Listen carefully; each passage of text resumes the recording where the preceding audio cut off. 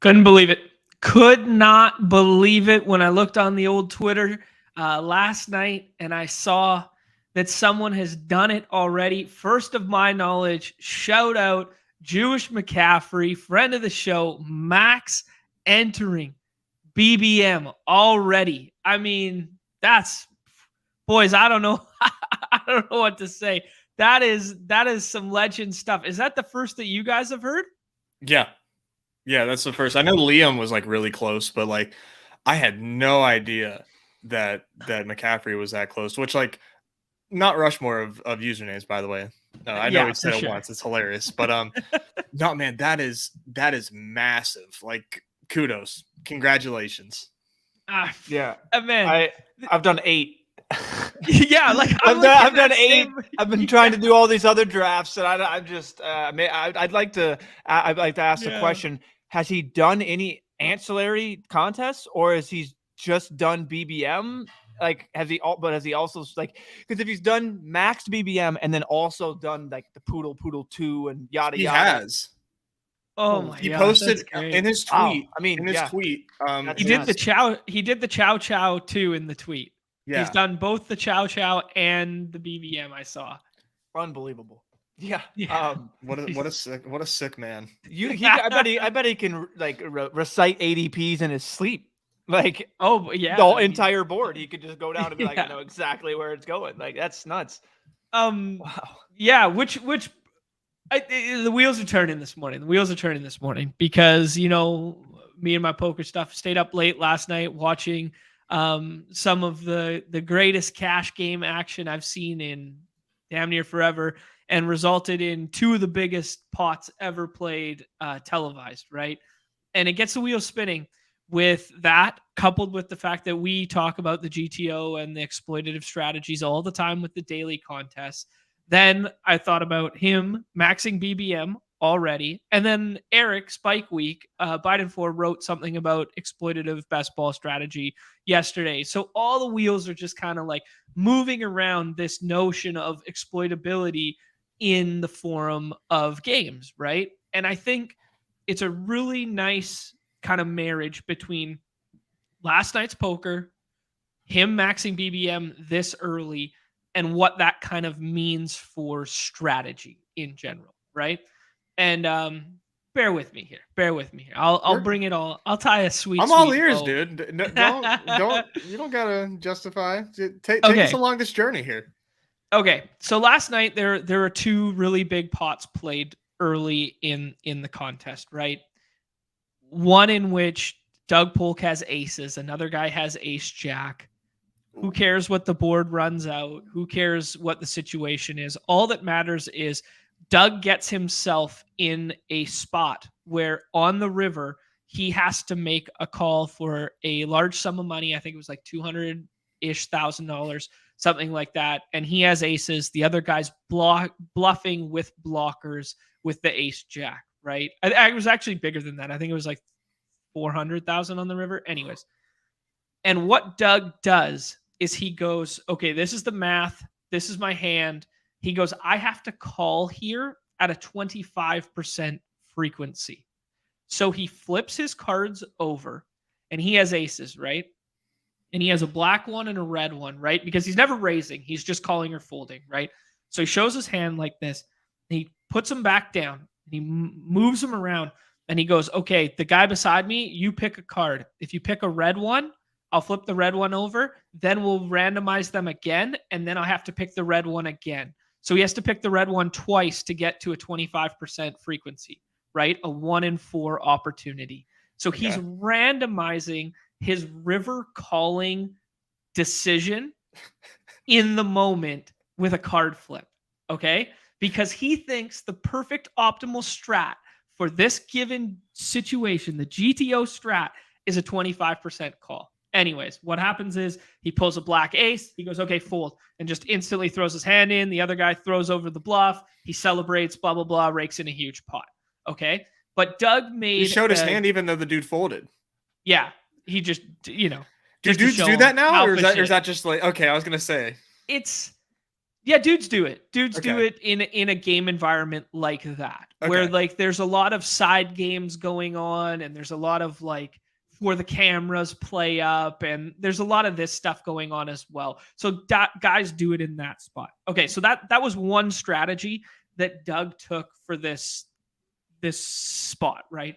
Fast forward, 2 hours later, and we get the biggest live televised pot ever between Tom DeWan, who was, he was the guy who revolutionized exploitative, loose, aggressive play in like the late window of the 2000s, early 2010s, right? Mm-hmm. He gets himself in a spot where this guy who is, his name's Wesley. I don't know much about him. He's a crypto guy. All of his Twitter stuff is crypto. They call him the artist. There's smart stuff in there. I don't know much about him, right? He's clearly one of the VIPs of the game and not a full-fledged professional, but he doesn't seem like he's bad. He seems competent, right? Mm-hmm. He gets ace king. He goes to raise, right? And Doug Polk sees his hand prior to. And Doug does something that's abnormal, but in certain communities, in a large game like that, it's very ethical to be like, yo, I saw your hand. Like, I have yet to look at my hand. I'm just telling you, I saw your hand, right? How did he? Just like, the way he folds his cards or whatever. Like, the guy was just a little bit malpractice compared to before. That seems like, hard. It is and it isn't. Like if you have something like this and like the guy kind of like folds like all the way up like this instead of having his hands over and pinches like this. I don't know. Right next to him? Yeah, he's sitting right beside him. Oof. Okay. So it throws this really strange wrinkle in the hand before the hand has even started. Oof. Right? Okay. Yeah. So he tells this guy, I saw your hand. He looks down at his... Okay, yeah, cool. So he looks down, which is a very ethical move, right? Sure, I think that's smart. He could look down at his cards, pretend he didn't see, and then just play the hand and just take all the guy's money if so happens, right? Anyways, so he handles it very well. He just instantly folds. Then the other guy's like, you saw my hand, passes him his cards. It's a very lax structure to the game. He looks at it, yep, that's exactly what I saw, pushes the cards back to the guy. Anyways, Tom DeWan then re-raises. He 3-bets what we call the blind is the first bet. The raise is the second bet. He 3-bets, right? Actually, he 4-bets. This guy re-raised with the ace king, right? Okay. DeWan 4-bets. And then it comes back to this guy with his hand. And it's a very strange decision here because they're playing so deep with their stacks. So calling or 5-betting are both viable. Given the context of the hand and the fact that someone else saw his hand and these weird dynamics that are going on, whatever, the optimal play probably isn't to 5-bet, but he decides to 5-bet, goes to 125K. Tom calls, the board comes down, 3-8-8. The actual increments of the hand don't really matter. Okay. What ends up happening is on that board, the guy bets, Tom calls. The guy then, tanks a little bit of time, bets. Tom takes a little bit of time to think, calls. Then on the river, the timing is pretty uniform. And then on the river, the guy, Tom checks and the guy just instantly goes all in for like, what I think it was $600 and something thousand, which is like a pretty sizable move to make with, even if he's just repping like one pair, right? And then Tom takes a time and thinks about it. He goes like, yeah, you should take time. You're repping like aces or kings. When you 5-bet pre-flop, like you're repping like the very, very top upper echelon of your range, right? Yeah. But even with those combinations, Tom's like, you should take more time in that spot, right? Like even before shoving the river, like just instantly like that, right? So he's reading into this. Then he's reading into the fact that Tom saw the Doug saw this guy's hand, right? Anyways, he reads into all these factors. Right. He makes the call with queens. He wins the biggest pot ever televised. His call in that situation, from a frequency distribution standpoint, given the stack sizes, given the pot size, given all these metrics, is way closer to Doug's decision than it is a snap call. but he calls in that spot, right? Because of all these other factors which he has to assemble, right? He has to assemble the fact that Doug saw the guy's hand. Now Doug is playing stoic, like he's looking at him in a stoic fashion. Now he's got a little extra read on that. He's got the timing tells of he took this much time before the flop, on the turn, but then went really fast on the river. So he has all these sort of things. And Tom deducts all this. And instead of randomizing his decision in the fashion in which Doug did, he just makes the fucking call, right? And it's very interesting because that's a hyper exploitative play, right? Because that exact situation is never going to present itself ever again. So just to recap real quick, the guy who won the hand, he saw another hand, and the guy whose hand got peaked, he folded, right? Or did I reverse that? You mixed it up.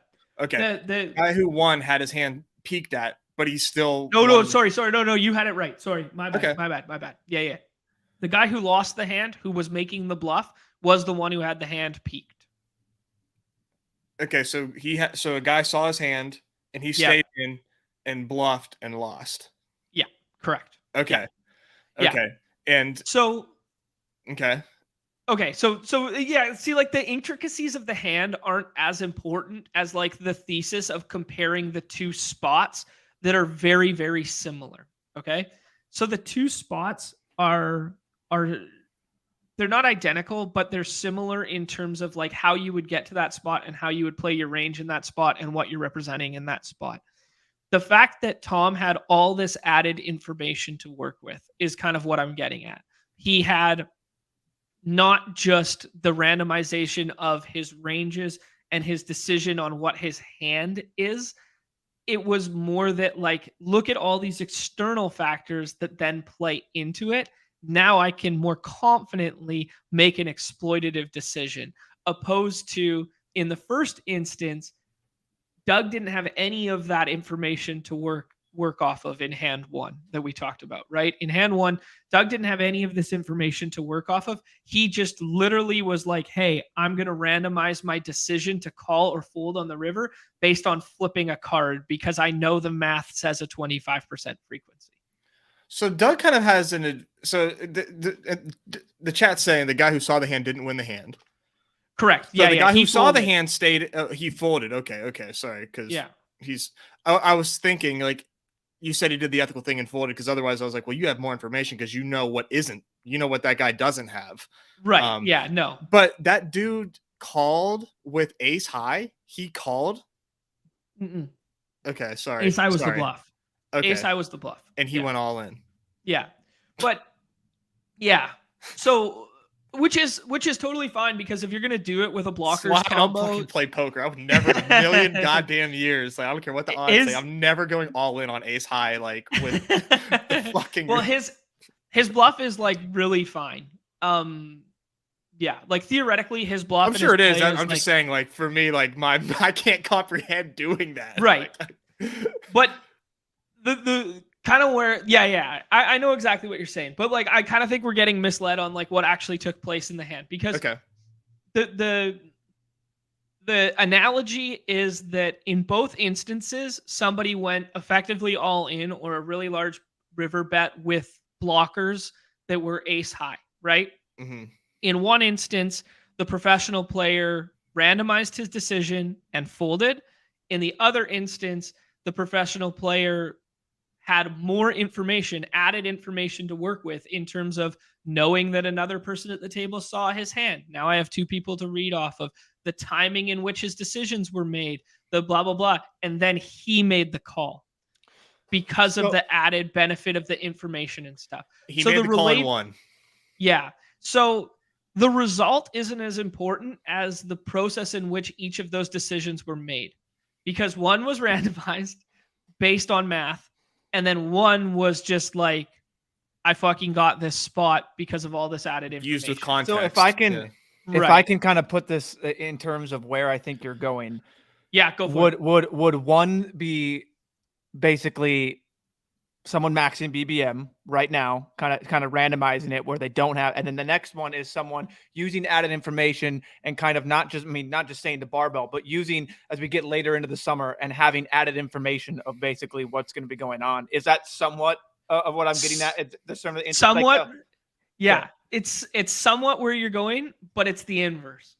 Okay. So right now, by Jewish McCaffrey max entering the BBM with the least amount of information right now,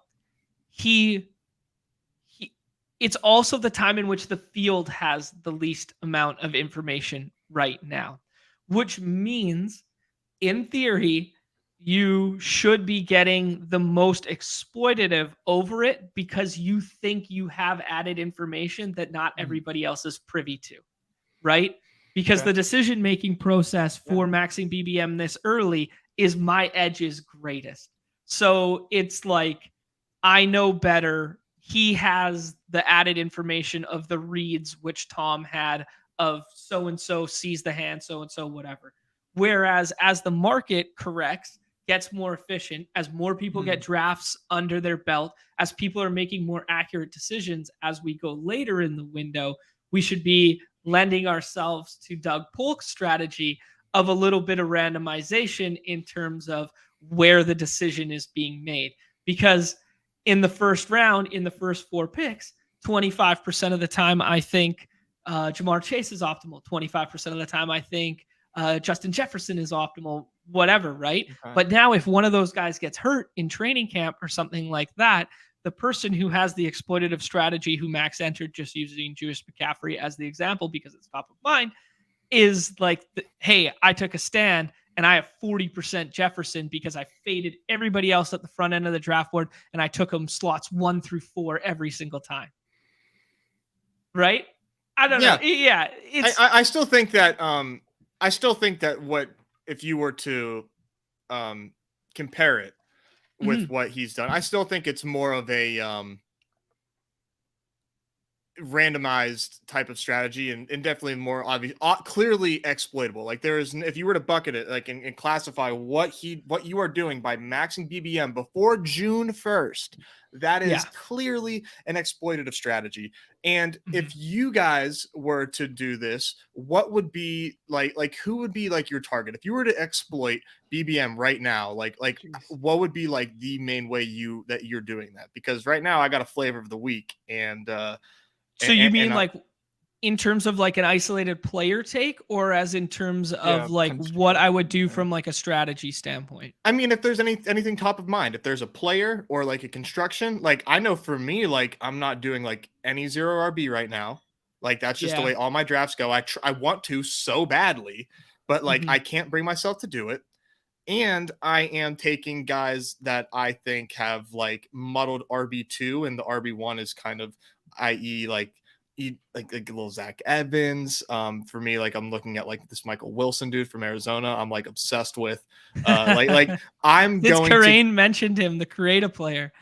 Oh, did he? Yeah. Okay. Oh, you were here for the Karain one, no? Yeah, I just like I was probably at home and we were talking about a lot of players. It was before the NFL draft and we were like, what's one name that nobody's talking about that could be someone who impacts this year? And he said him. Oh, that one's been living rent-free back here. That totally slipped my mind. I'm obsessed with that dude now. So yeah, I'm just curious, like, if there was one, if you guys were to max BBM, like, what would be like? What do you think is exploitable right now? I would just be hammering any spot that I thought was closing line value. So I think I would be in general. I'd be elite tight end in general, and that's just because I think tight end pricing is suppressed right now. Yeah. I think I would be building almost exclusively 2.582s or 3.572. Is that math right? Yeah, 3, something 5, like that. 7, 3. 3. No, not threes. Not threes at the tight ends. I don't 3.582. Okay. Yeah. 2's at tight end. Yeah. Okay. Yeah. Because you're going elite. That makes sense. Yeah, and then I'd be like, I think I'd be with you where I would be leaping into like projectable volume at the running back position and leaving like knowing that I have less information than the field in the future on who the true handcuffs are, who the true that sort of stuff is, I'd be aping into the front end of running back on the draft boards, i.e., rounds 1 through 5. Mhm. I'd probably come out with like 2. Yeah, I don't know. Yeah, Yeah, I feel something that. like that. But I think the biggest takeaway would be hunting closing line value in terms of like I would be aping into highly variant situations. So like ambiguous backfields, like where we don't have a lean right now, I'd be fucking taking a 40% stand on one player. Mhm. I Or think I you would would be almost taking have to be. It would be kind of strange to be right, spread out if you are going to right, do this right exactly. now. That would be And really strange. therein lies the exploitative nature, right? Mhm. Yeah, Numi, what else you got, man? You're itching. I can see No, it. yeah, I can I see don't the know. wheels. I'm just trying to figure out. I think that's same thing with the closing line value. Mhm. I know what's in right now is exactly what you guys are saying, and that's no zero RB, which is, I kind of like to zig where people zag, and I obviously am getting my early RB, but it's crazy how now the drafts you just go in the market shifted to it's like, oh, we can't do zero RB right now. Everyone, Yeah. the elites and Mount Rushmore of people have told us we cannot do it. It's not viable right now. So Hey, no come one's on! like- You don't got to compliment me. I'm like that. just right saying. I'm here. just saying. In terms of like a trend right now, it's like zero RB is out, and he get the RB before. But again, that's your thesis of closing line value. Those guys are going to thrust up. We don't know the backfields. Run example. I mean, we have it on here. Draft doing this before June 1st. We still don't even know if and when Dalvin Cook's going to get cut. We think he's going to. There's a lot of muddled stuff. We'll get into that. We still have the Joe Mixon nonsense. Where's Hopkins going to land? And then that's only the start of it with potential more news to come. Will Brady be a Raider? It's so many different things going on. You know what I mean? But I agree with that is I would take. I love what you said there my immediately when you said a muddled backfield, the Antonio Gibson, Brian Robinson thing, basically those type of backfields where you take 40% of them. That's a sharp move that I really wasn't thinking because I would think I would be more apt to kind of fill out a backfield maybe with both. I don't know if that's crazy, but I just find with the way that they're suppressed and find stuff like that, but definitely closing line value. And I love the elite tight end shout. Just trying to put my mind into what I would do and exploit it and how I would do it. It would definitely just be the IKB for me, like player takes. Like if I'm doing it this early, it has to simply be like you said, I found an edge. I'm from the future and I know exactly what's going to play out because I think that's the way you have to do it if you're playing this strategy the way you kind of lined out. There's a couple good ones in the chat here. I tend to agree greatly with No Bosox here in terms of hammering rookies, free agents, and second year ones, and then stack lighter than normal. I do kind of agree with that line of thinking. Maybe slightly less on the stack lighter aspect, but like if we're looking for spots that are traditionally like closing line value spots, those are the profiles, right? It's those type of players, right? It's the handcuff guys, it's the free agent running backs that then find a landing spot, or it's the rookies who come to fruition. I tend to agree with that. T-Bear brings up a good one here too. Drafting out all streamer drafts. I mean, that's probably a great way to just maximize EV in general. Yeah.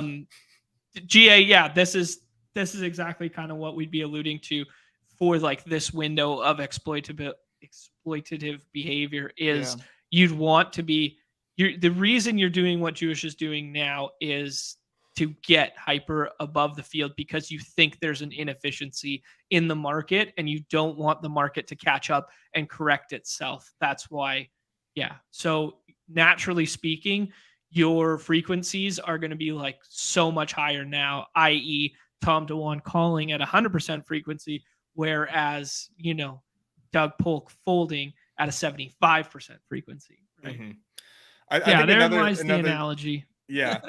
One thing that Sam Sherman talked about, I think it was on Twitter, was when you take guys pretty much at any point in the draft, but mostly we're talking like ninth to like 13th round, where you have guys with like a little first round, like there are guys that have really high ceilings. Like for example, like Javonte Williams.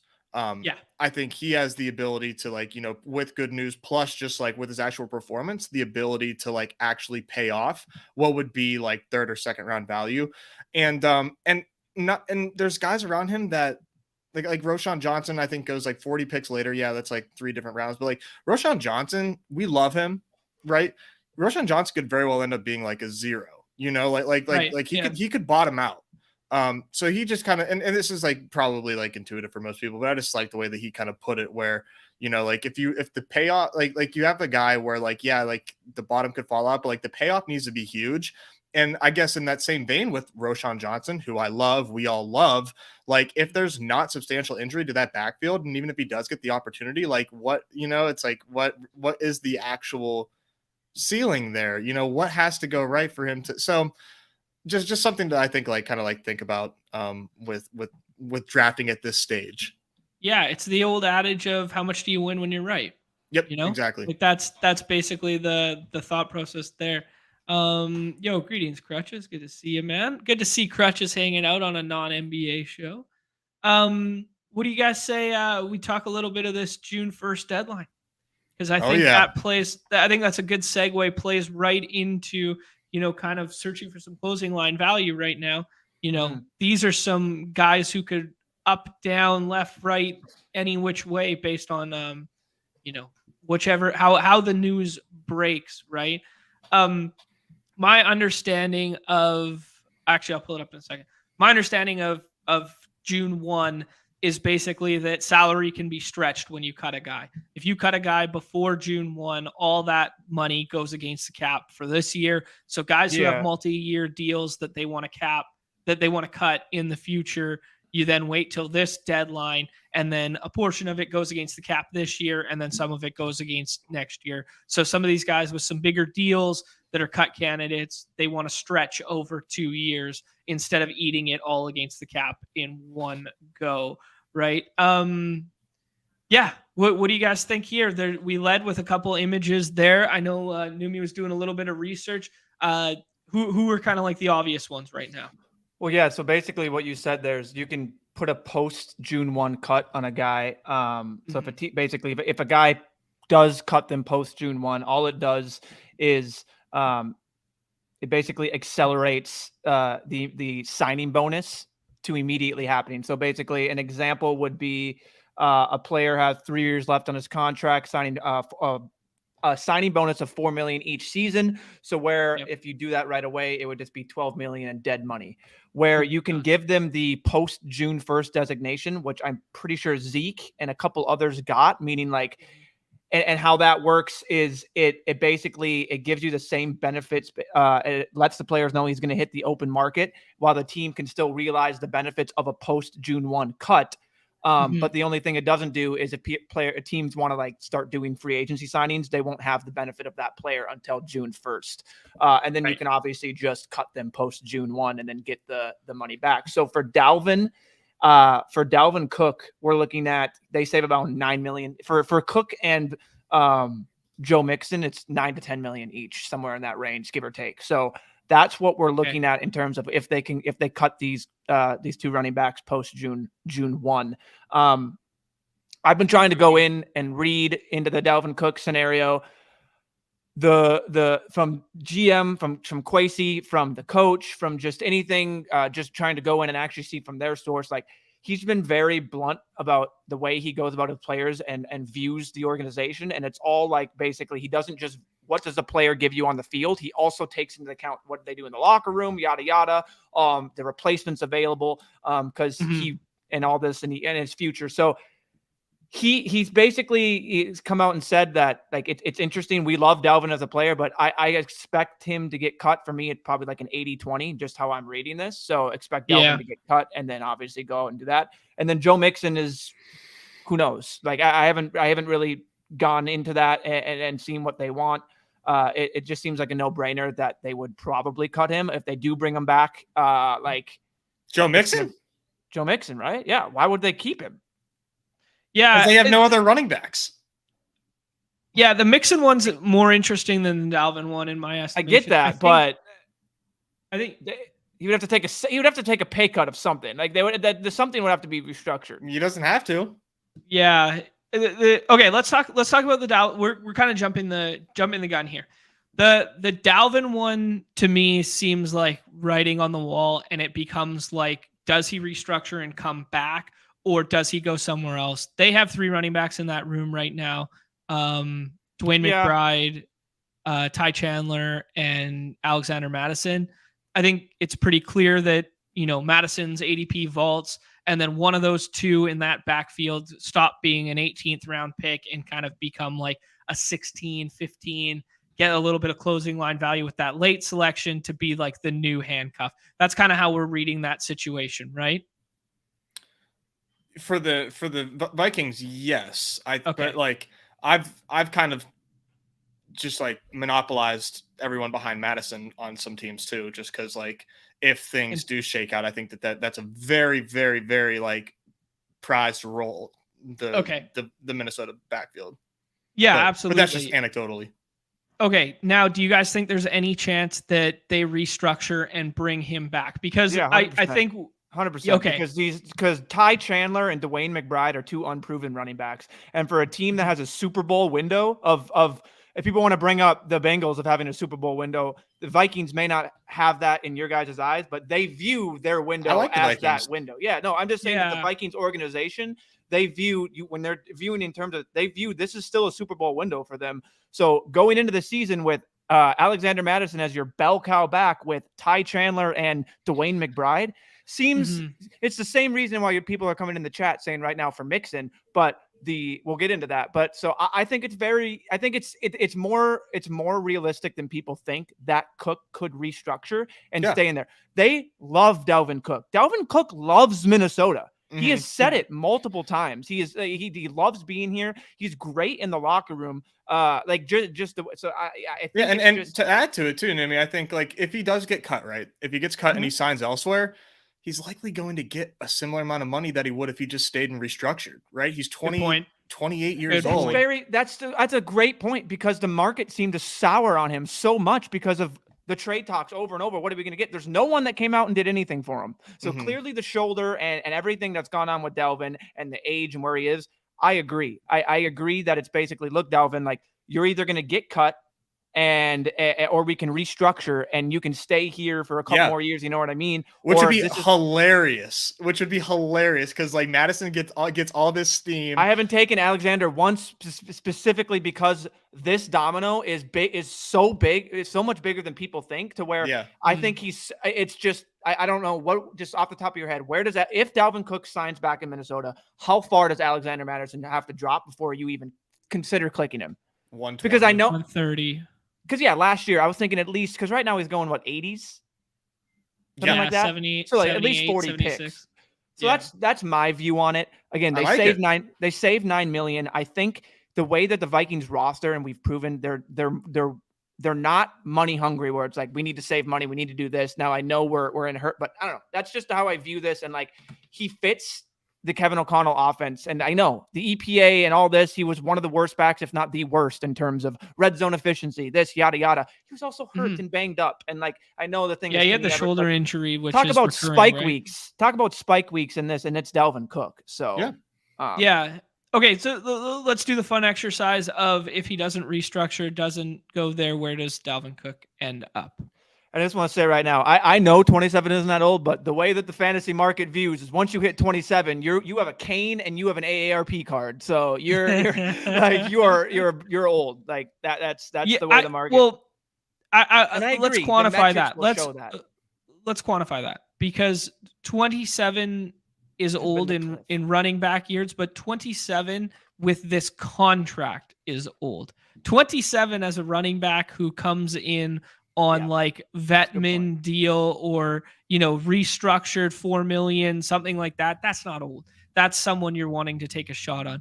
27 to continue to pay 10, 11, 12 million for the next 3 years. That's where the discrepancy becomes, that's old, right? And he will be 28 when the season starts, by the way. There you go. So if he doesn't end up in Minnesota, to go back to that question, where does he end up? I'll give you three choices or three like spots that I've kind of been in. Yeah. How about you answer this? Because honestly, Yeah, like I don't have like any. I don't have any like strong. Like leans here. obviously the choice everyone thinks the Dolphins. I don't think he has any realistic shot. I think it's the Browns. I think a Browns is a fun choice, think and that's maybe that's crazy. I think the Browns.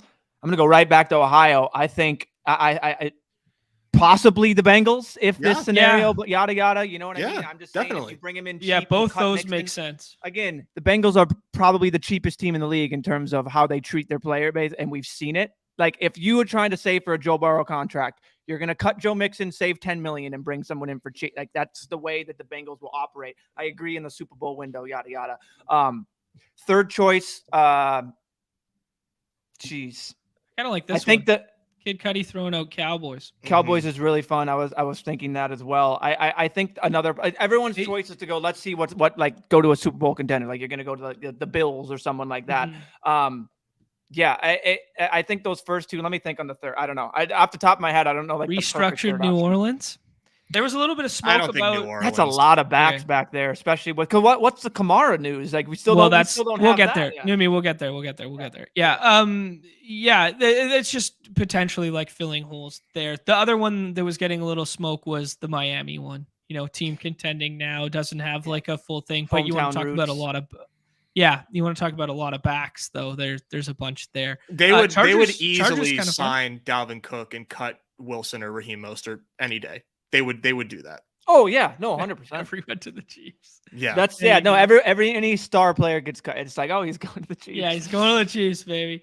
Okay, I think that's a good fun Dalvin exercise. So just right now, are you guys team draft Dalvin or team draft Madison? I've been team draft Dalvin since I've done it on stream twice. I just soak up the drop that he continues to have sometimes. So yeah. Cool. I have Madison bags, but like you hear me talk about this and like, you know, I've kind of flipped my opinion on it. Like I'm not sure that Madison is a great pick right now. And I can say that he's not because I don't take him as much now. I took him whenever he was in the 110s. Now I do not think he's a good pick.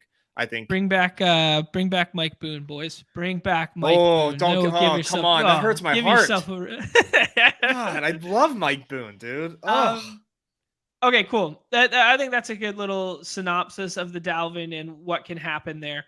Let's go to Mixon. I'd Mixon a little further down the line there, but let's talk about Mixon for a second. Obviously, one of the highest expected fantasy points last year in terms of that role and the way things shook out for him, and basically did nothing outside of that 5 touchdown game where he broke the slate and whatnot. Mixon isn't as cut and dry for me. Mixon, I think there is absolutely no reason for this team to cut him, given the fact that 2024 is a team option. It's not a him option. So the only reason I think Mixon would get cut is if they deem the off-field stuff more prudent than the on-field stuff, right? If something comes out about the whole situation with the woman at the intersection, blah, blah, blah, whatever the other offense is, you know, you guys know I've called him Joe Misdemeanor for years, you know, but if anything of that comes out negative and it becomes like a black eye on the team and that sort of thing, I think he's gone, right? But what they're telling us with their actions right now, with only having Travion and Chase in that backfield outside of him right now, is they can't cut him unless, you know, the off-field stuff happens. Then they cut him because of that. Then they bring in someone else like Dalvin Cook, like whomever. But that's not a guaranteed certainty. So maybe they're playing the wait and see who else gets cut and then see if we can upgrade, or they're playing that. But by not attacking this with more draft capital, or more capital in the draft, I think he's sticking around, and I think he's really underpriced right now. Moral compass aside, I think he's going to have some crazy closing line value. Where you guys come out? I mean, I agree that they have the way that their team's shaped up, like they have no if they want to, with their roster and their RB room, it would be crazy to see a guy of his caliber to go. Like, but it's just for me, I just see the Bengals and I see the way they operate, and I agree with what Chip's saying here. They could possibly just be waiting to see the expansion. There's a lot of moving parts, and I know they haven't drafted a running back and showed that. I just think it's definitely it's more. I think Dalvin and Mixon are more one and the same basically, and that's kind of how I view it. But I agree. Like, I think Mixon, if he stays in Cincinnati and he's there, like, he's a great pick. And they probably should keep him there, barring looking at the contract and the details. It's just they have the way they operate, and they're going to need to give money to Burrow. The way the owners go, it's just like, let's get rid of him now. If they can get out of it for free, even better, but they don't have to eat anything. So it's a really interesting thing, and the dominoes that these guys are going to cause in drafts are going to be like huge, because what are the options? Just narrow it down. They have Travion Williams and Chase Brown, and then we're looking at the free agency running backs and only guys who can potentially get cut, and then barring a trade. That's what we're looking at for options. So just going on that, I think it's the eye test and seeing the roster. It makes sense to trade for Derrick Henry. Yeah, why would they cut this guy? Why is he going to get cut? So I'm playing the case for. I think it's more likely that he could than people are giving it for, that it's now all of a sudden the market's resorted back to, oh, look at the signs to say he's staying. Boom, he's there. We're good.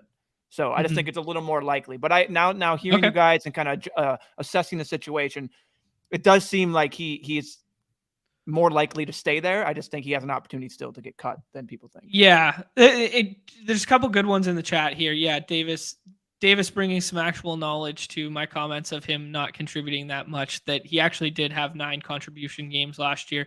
I don't know how you quantify them, Davis, but I imagine there's like just a benchmark of whether he would be a scoring, like a top 24 scoring running back on a given week in best ball or something like that. I imagine there's something smart there. That's a pretty good one there. And the other one, Chipsy's saying that, are these upgrades? Like, I don't know. Like, we saw Mixon be crazy inefficient last year, but is Lenny Fournette or Zeke or Kareem Hunt an upgrade even? Like, they're all kind of fun names that you might want to throw in that backfield who are free right now. I don't call them upgrades, but I would call one of them is a future Bengal. Like, almost surefire. One of them is a future Bengal. We like to get excited, right, about like Chase Brown. Like, oh yeah, Chase Brown's there. Like, he's the guy. Like he's the immediate RB2. Like, no, he's not. They're going to bring somebody in. Like, we love as a fantasy community to get excited about rookie running backs that are like immediate backups. And I'm guilty of it too with Zach Evans. Like I'm falling in that trap as well. Like, teams do not like rookie running backs that are unproven, that aren't elite. Like, we haven't seen it, like, unless Kyle Shanahan finds his Elijah Mitchell. Like, it's just so like rare to see. Like, they're almost certainly bringing in one of those 3 guys in, or like, a little swapsies with the Dalvin Cook thing, a little galaxy brain. Like, that doesn't seem out of the question. The Mixon one's very pivotal to the fantasy landscape. I will say that. Like, I mean, I don't know how to treat it. I've taken no chase for that same thought that you have right now, Nez. I'm in lockstep with you there, where I do think someone's coming regardless. That, I don't know. But the P Ryan being gone and them not saying anything and not that much money, and it's a club option, and I'm just talking myself into Joe Mixon right now. I don't know. Joe Mixon. The thing is, dude, like, the reason I think they're going to bring somebody in is because like P Ryan played such like a larger role than people expected to last year. Like, he went from like 290 carries in 2021 to 212 carries in 2022, but he increased his receptions by nearly 20 and was way more involved in the passing game. It is interesting to me, kind of smells a little Zeke-y, but Zeke is still potentially a Cowboy. But we joked last year during the dailies and stuff that it looked like he was running with cement blocks on his feet, right? I didn't think he looked good at all. Yeah, like the numbers are there, but we talked so much about P. Ryan being the better pass catcher, right? Like, Samaje, even though Mixon was getting more usage in the passing game comparative to previous years, Samaje looked so much better. He looks so fleet of foot, and then when you got Mixon, it looks like he's trying to crack the ground. And that's the case. That's another reason why it's just like we've seen it just year in and year out where a back will appear and he's just got more juice. He's playing better, and he's just at the point of his career. Like maybe when it comes to blocking schemes and picking up and getting into the nitty gritty of football and all this, he's not a 1-for-1, but he just shows more burst and he gives you a lot better option for much cheaper. Like we've seen it on and how these teams operate. So, and I think Chip brings a really good point right here. It's just like, I'm not saying like saying people like they can't cut him is just a little crazy just because like they're going for a Super Bowl. We've seen Super Bowl teams operate with cheap RBs and need to fill holes otherwise because dude, look at the off the street the Rams off the street with CJ Anderson. And like, or the Broncos. Sorry. Broncos. Yeah, well, I mean, it's the street. C.J. Anderson. We just did the NFL draft. You can't draft a running back in the first round. What are they doing? Oh, they're dead. They're dead. And now all of a sudden it's like, oh, we can't have cheap RBs. We need to at least have it. It's like, pick one. We need to pick one. Yeah, pick a lane. And it's just, and I know maybe it's like, okay, but that's an extreme. Like you go from a very adequate starter that's been in the league, probably Pro Bowler twice, yada yada, to then these two. But I agree with you. Someone, if not multiple people, are going to come into that backfield. I suspect is the way I'm. And I think people are coming regardless of Mixon staying or going. I think, it's very interesting. Yeah, that's a good point. Regardless of Mixon staying or going, I think someone comes in there. Here's probably a scenario that I think would be interesting, right? If they bring in Lenny or they bring in Zeke, they bring him in, try him out, and they cut them. And Chase Brown is now the clear-cut RB2. Now it's wheels up, where they kick the tires on one of these old guys, and then they just cut them for because these contracts are going to be built deep. Yeah, I don't think you can do. I think you can do that with like a mid-tier guy. I don't think you can do it with the profile of like a Lenny Hunt or. Sure, you can. Sure, you can. Or Dalvin. Those guys are dust, dude. Those guys are dust. Yeah, I just think they get too much respect and too much clout around the league to have that Zeke place. got cut from the Dallas Cowboys, dude. There's no love. There's no love. Technically, he didn't get cut. Technically, he got post June 1 designation for restructure. Is he on the team or not? Was he traded? As of right now, yes. As of right now, he is. Post June 1st, no. Yeah, as of right now, he still is on the team. So. Yeah, I get what you're saying, though. I do get what you're saying. Like you bring in these vet guys to rework out, and they don't owe them shit, right. Man. They don't get paid when they don't get paid in their prime. Right. Yeah, that's fair. Okay, let's move on to I got 4 more here, but let's go ahead. Yeah, let's talk about just Mixon in terms of closing line value right now. I think we kind of nailed it there. That where do you guys think if he stays? And they only bring in one more vet guy, or hypothetically don't bring in one more vet guy, and they just use Chase as the guy directly behind him, where do we end up drafting Joe Mixon this year? Where are you comfortable, taking him in the BBM? His ADP right now is 57.9. That's like where I feel comfortable. I could see him like cracking the 50s. If everything points to like Joe Mixon is the RB1 with little to no competition. Yeah. Round 4-ish.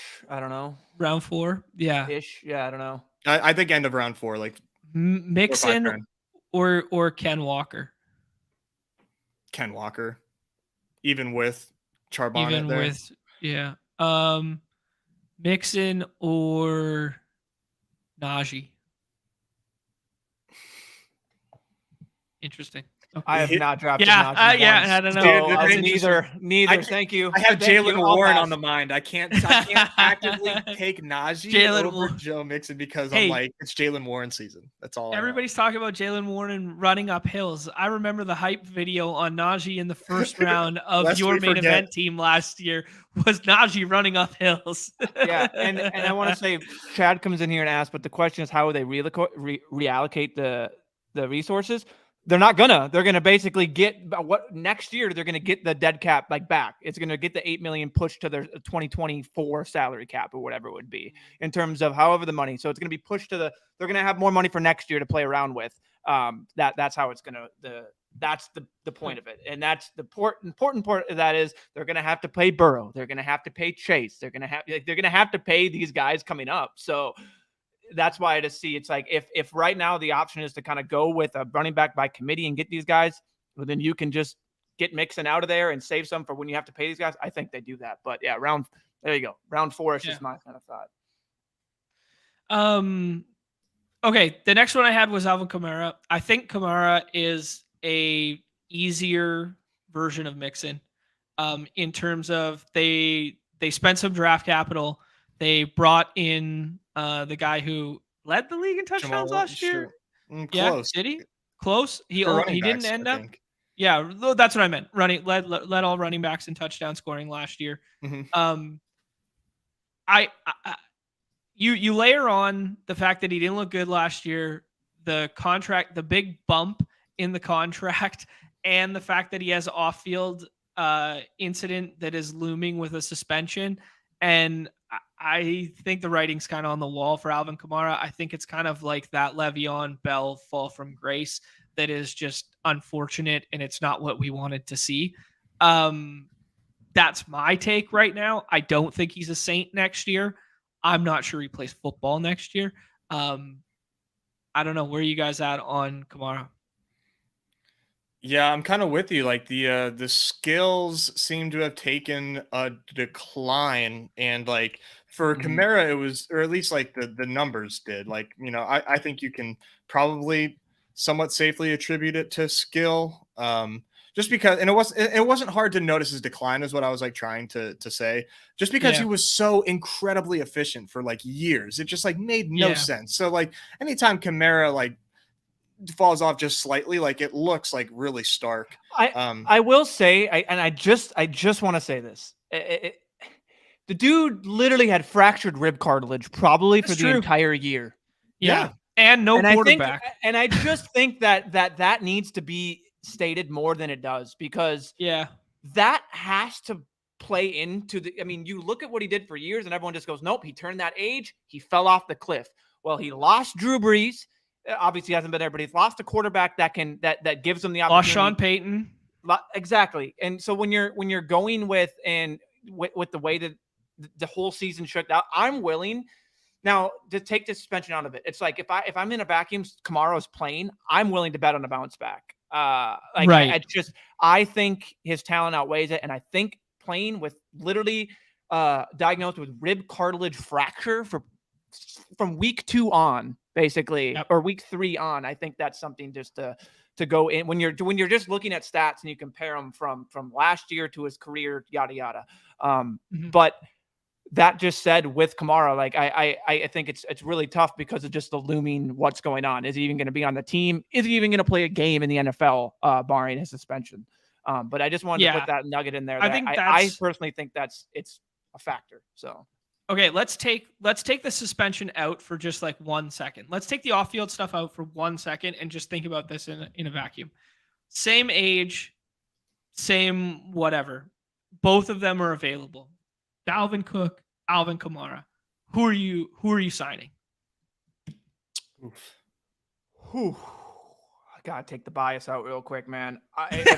Impossible to me. Yeah, same age. I would probably take Alvin Kamara. Interesting. I think Kamara as well. And I don't know, because I think it's like the injury stuff with Dalvin. Dalvin is more injury prone in my opinion. He's had the shoulder a couple times. He had the knee.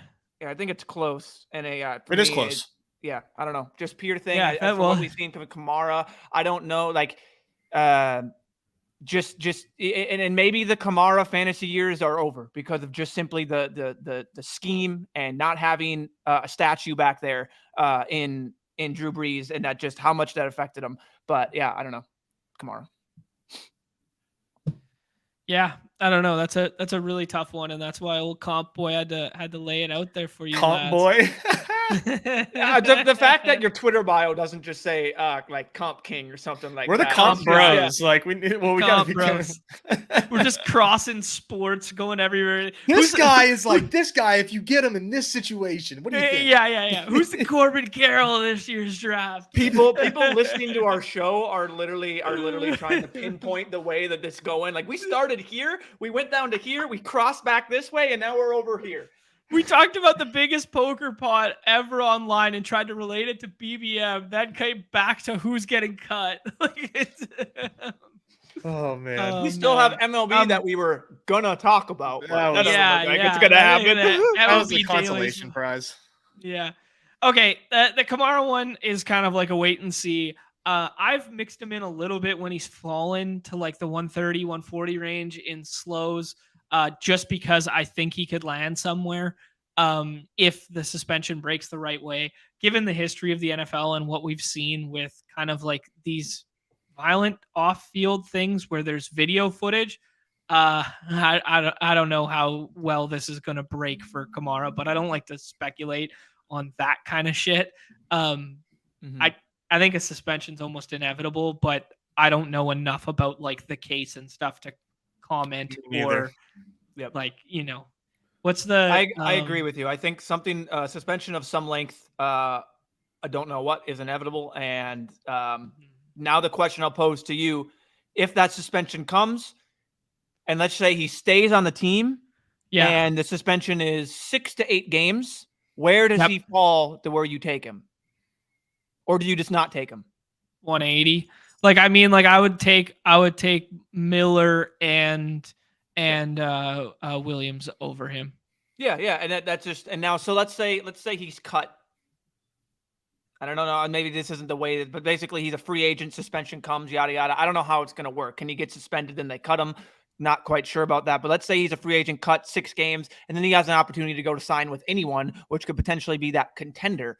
Where does he go? That feels like that. See, this is why I make the Le'Veon Bell comp. That feels exactly like Le'Veon Bell coming back and going to the Chiefs and not mattering. Okay. That's exactly what it feels like to me.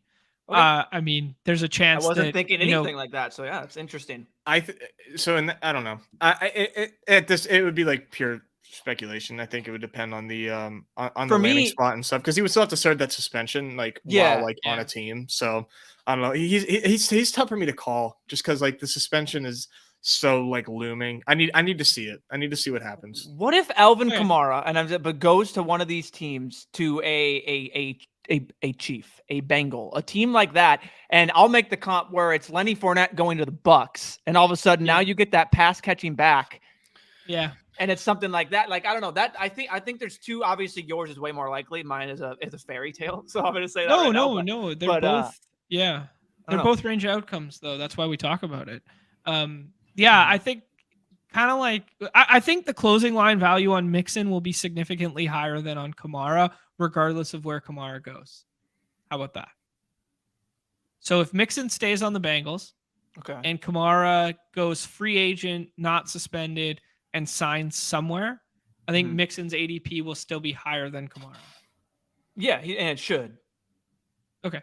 Yeah, that was just kind of like my take. What if they both get suspended? What if they both get suspended? They're both playing for the same teams. I'd rather have. I think I'd rather have Mixon. No, I thought you were going to come in and say I'd rather have Dalvin Cook, and I was just gonna say, all right, let's move past Alvin Kamara, because we got like 9 more. No. There's a couple more. One was Corey Davis, who we don't really have to talk about, who's just kind of going to be out. Yeah, it just it potentially frees up some money that they could do something else at wide receiver and bring someone else in now that they're in like win mode. Yeah, bring them back, baby. What's Greg Jennings doing these days? Bring Greg Jennings back here. Put the team on his fucking Jordy Nelson? Yep. Yeah. Jordy Nelson. Yeah, there we go. That one's kind of just like, it's not as fun. It's just kind of like, hey, this is a way to free up some money to sign someone else. And that kind of leads you into, could they sign, DeAndre Hopkins? Right. So, I don't know. Hopkins front runner has kind of been beat to death by everybody talking everywhere as kind of like Chiefs, Bills. There was smoke with the Ravens before the Ravens signed Odell and drafted Zay Flowers. I think that one might be dead in the water unless he takes a huge pay cut. Browns reuniting with Watson there. Do you guys have a lean on the Hopkins situation? And or how would you or should you be treating it in drafts? His ADP has climbed significantly. Yeah, I will say, and I'm not going to try and toot my own horn, but I played the approach of an exploitative approach, and I tried to stack up Hopkins on as many Chiefs and potential Bills teams possible. And I went and looked, and like pre any of it being cut, like months, like in my BBMs and stuff like that, that's a lot of when I did. So like, I'm hoping he goes to the Chiefs. As someone that's got a lot of Hopkins in like the 40-50 ranges with the Patrick Mahomes team. And now, like Nez has said, he's like 39 or higher in terms of ADP. 39. But I mean, on my 5 like spots, I think like that he could go. Like, what is it? The Chiefs, the Bills, and then you have back to the Houston Texans has been like the hilarious thing that I don't think is happening. Browns is with Deshaun Watson is another thing that people are talking about and loving. And then obviously now the Jets. I think there was like a tweet, basically someone asked Robert Saleh. LaMichael saying that he's heard some G-men smoke there. A lot of mouths to feed, not a lot of good ones there. There's a lot of fits. I think there's a lot of fits. It's crazy how many fits. Yeah, it's crazy how many people could use a wide receiver one. yeah, they could use an X receiver. I mean, last year I was told he was dust, so I'm confused. Like, I told you he was dust. Yeah, I did. Yeah, I was wrong. That was that John all last year. Will not be on Hopkins. He is dust. Yeah. Just saying that and he was suspended. He was suspended to start the year too. So I think it becomes a question of whether he wants money or whether he wants to win now or if he wants a hybrid of both, because there's a lot of teams that would want him that can't really pay him, right? The Ravens fit that. The Bills kind of fit that. The Chiefs kind of fit that. The Lions could pay him and they could, in theory, contend as well. I don't think they're on the level of those guys, but it was one that I was kind of like, yeah, man, they don't really have an X wide receiver, right? Like Amon-Ra, kind of like slot guy. Jameson, we don't know, and he's missing 6 games. Marvin Jones. Yeah, Marvin Jones. Yeah, I mean, GA is right. The cap. Well, they got like Khalif Raymond and another guy that's like the same name, right? Josh Reynolds, Khalif Raymond, those guys out there. I know they're not the X. Put some respect on Josh Reynolds. Hey, Marvin Jones is not a terrible 18th round pick right now. I will say that. At all. Not a bad pick. I'm coming home. If it's DeAndre Hopkins to the Lions, Amon-Ra probably takes a huge hit, right? Wow. Like I'm not saying results because we don't know, but as far as ADP, of course, I think he would take a pretty sizable hit. Would you agree? Yes and no. Yes. I think you're right. I do think you're right. Like Hopkins is like a traditional X, right? Which then like presents the narrative that he could be like kind of like clearing space, right? Draws some more of like teams that want to play. I'm trying to think of a divisional team that has like a CB1 who's like a stay on that side of the field all the time guy, and I'm drawing a blank. But he could take away that like alpha corner, and then all those routes that we talked about, the peak of Amon-Ra was the fact that him and TJ Hawkinson ran all the exact same routes from the slot on either side. And now with Hopkins clearing out one side of the field, everything else in the middle becomes wide open. That would kind of be like the thesis. I don't think it's a great one. And I do think Hopkins, as he gets a little longer in the tooth, will have to make some kind of like transitionary stylistic play to like the Larry Fitzgerald mold, where they do have to line him in the slot like somewhat more often and become a possessionary wide receiver. I'm not sure we're at that point in his career yet, but just food for thought. Yeah, I think he takes a hit. How big a hit? I don't know. 5 spots of ADP, 8 spots of ADP. Nothing crazy, right? Like I don't think we're gonna see 3rd round Amon-Ra this year. But yeah, that's kind of my take. Yeah, it's definitely interesting. I mean, because I think JMO is definitely like a threat. I think Jameson Williams is a really good wide receiver. I know we haven't seen it yet, but like I'm a believer in his talent and the draft capital. With Hopkins there, plus the drafting of Laporta, plus Gibbs being there, I don't know, man. If he doesn't drop to the 2-3 turn, I'm probably passing over Amon-Ra if Hopkins signs there. And right now I'm not, but I think there's a lot of mouths to feed if you add Hopkins into that mix toward the end of the season. I love the Lions. Don't get me wrong. Yeah. I just think that it definitely throws water on my Amon-Ra team for sure. Okay. Yeah. No, I respect that. This is the interesting thing with. Sorry, Numi. I want to say one more thing about Hopkins real quick is we talked about it on the ETR show when I was like, I like Hopkins, and we drafted Hopkins on that team. And it's because he had 2 paths, right? He had the path where he stays there. He's still the alpha there. You can backstack him with a cheap Kyler, which I'm not even sure Kyler plays ball this year anymore. Kind of softening my stance on that with this release. But, there was that path. And then the other path is we could find some closing line value if he goes to like a super nice home, right? And that was kind of just like the thesis we had that we talked about on the ETR show with Hopkins. And I think it's kind of cool to see it come to fruition 2 weeks later as like, well, regardless of what happens, the narrative rings true right now. Yes, Numi, sorry. Well, I was just going to say, I'll push back a little bit and say I definitely think Amon-Ra falls, and I think it's justifiable. I don't know right off the top of my head just where that place would be. But for me, I wouldn't worry about Amon-Ra personally. I would take that dip and I would probably scoop him up with glee. It would be amazing to get a dip maybe if he signed there, because I don't know how much we saw Amon-Ra do this with TJ Hawkinson. Totally different players. I get DeAndre Hopkins, sure, yeah. Hawkinson, but like your thesis of saying of Hopkins, I don't think in the immediate right now for this season, anything unless signing another slot guy, which is not happening, is going to take away from Amon-Ra's targets and what he's going to get in that. I don't think Hopkins, besides maybe taking a few targets away, I think maybe Hopkins eats away at the other guys, not Amon-Ra. That's my first thought. And Amon-Ra still feels safe. And it's just that'll be an ADP dip that I would gladly take. Is my first thought. Like basically, I still think Amon-Ra will put up the numbers and be just fine. But for other ancillary guys, maybe like all the wide receivers, obviously, and then specifically JMO, I think it hurts. But yeah, that's my initial reaction.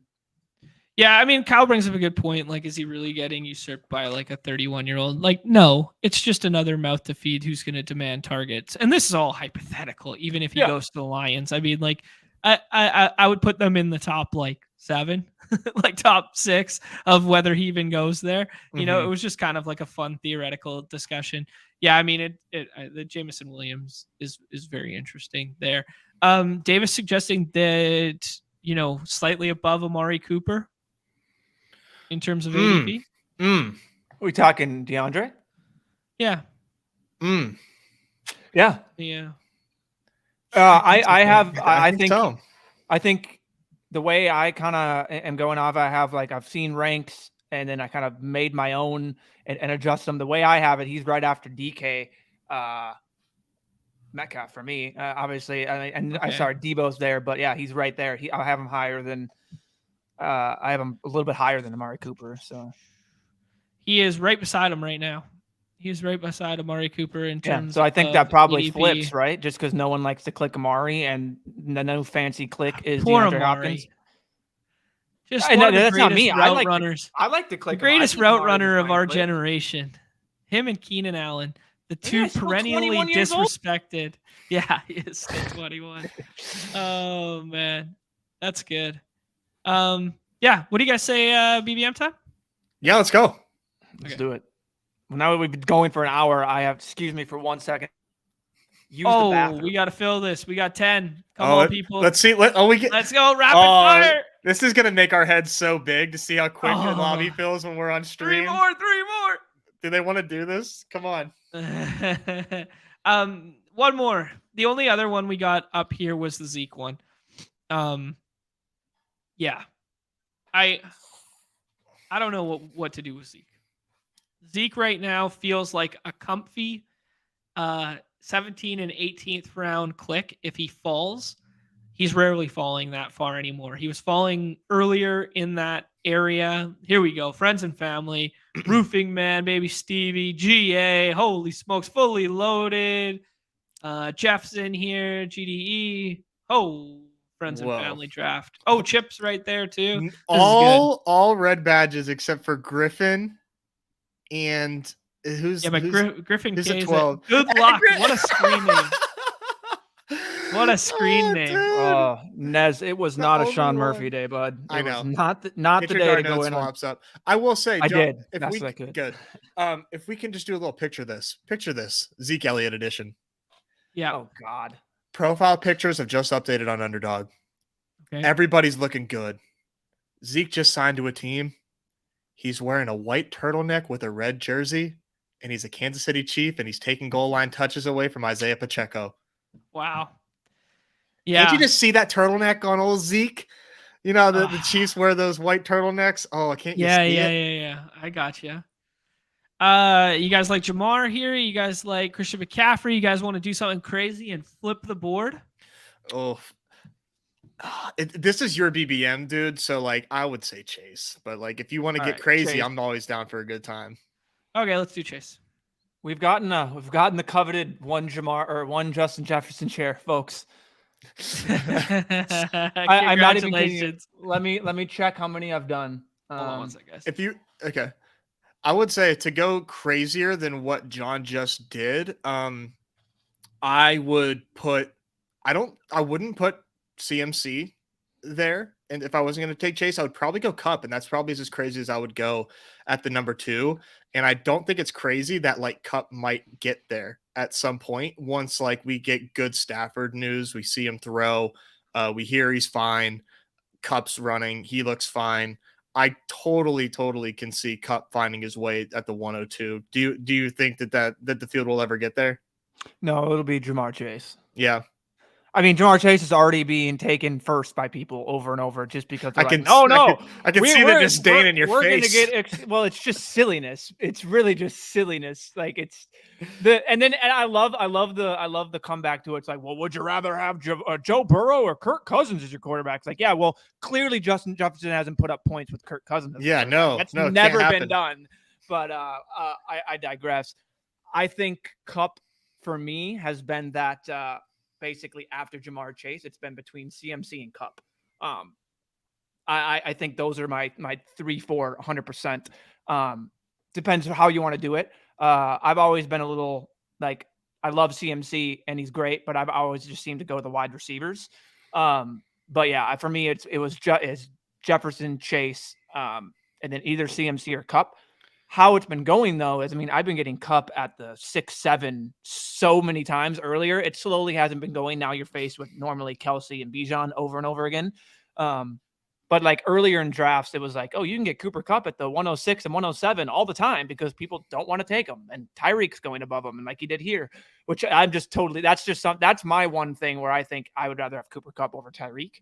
But yeah, I think so too. I think you can probably put those first 4 picks are probably a tier. They are probably a tier. Like Tyreek Hill went away from the Chiefs, found similar target competition with Jalen Waddle, a la like, you know, the target competition he faced with Kelsey, and like had a career season. I think those 4 are all one tier, and I will probably never take somebody that isn't one of those 4 with my first 4 picks.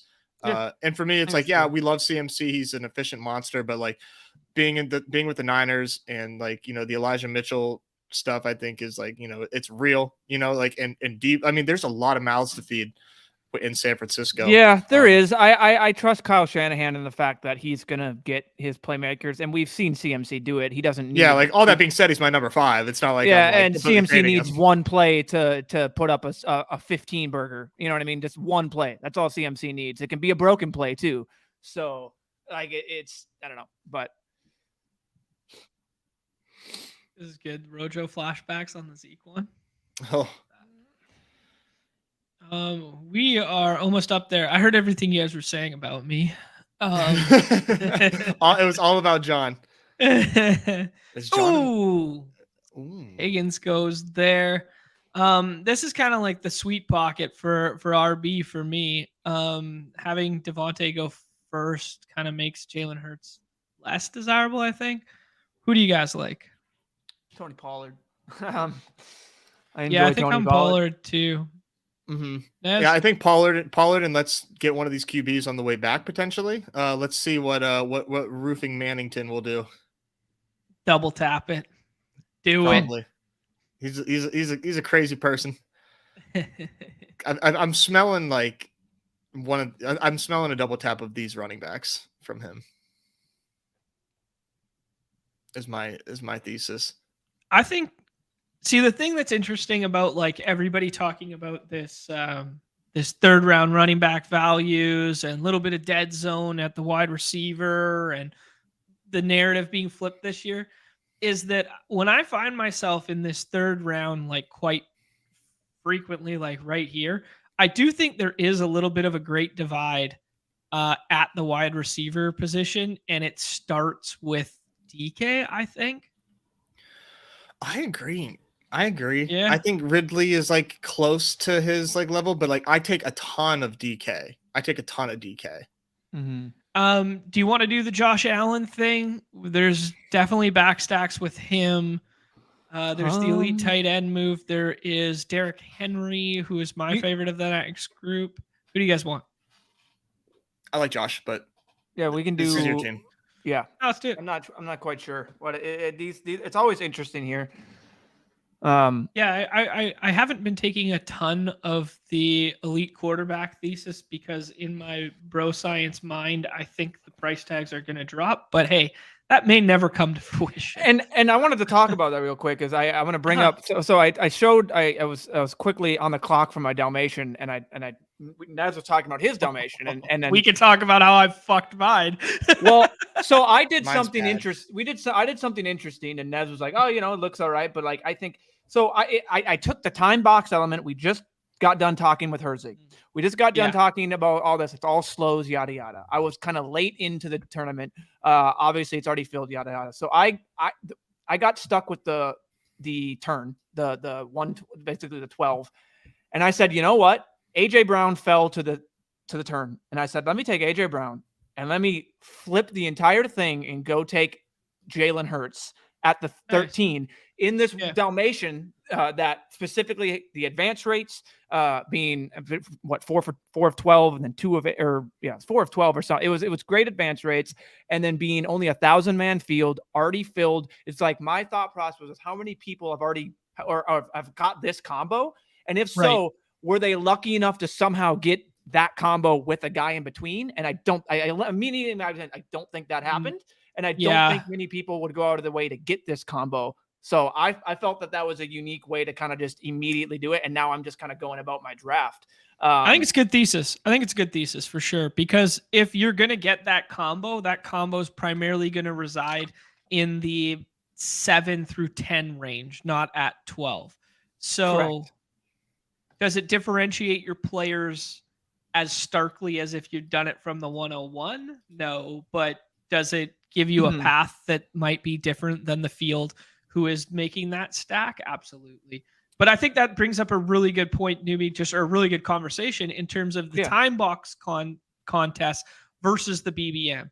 Because BBM, we can project and predict how we think ADPs are going to shift and move and change, but it's going to change the combinatorial ownership over the course of the entire summer. Whereas with these contests, especially a single entry, you can get hyper exploitative in them in the way in which you're doing, because we know it's only taking place between this finite amount of time. It's like the NBA daily contests and like flipping the board and being like, hey, the 106 is just the same as the 101. Let me bring them over here today because the 106 is so deep. Why not take Steph at 101 instead of taking Jokic, right?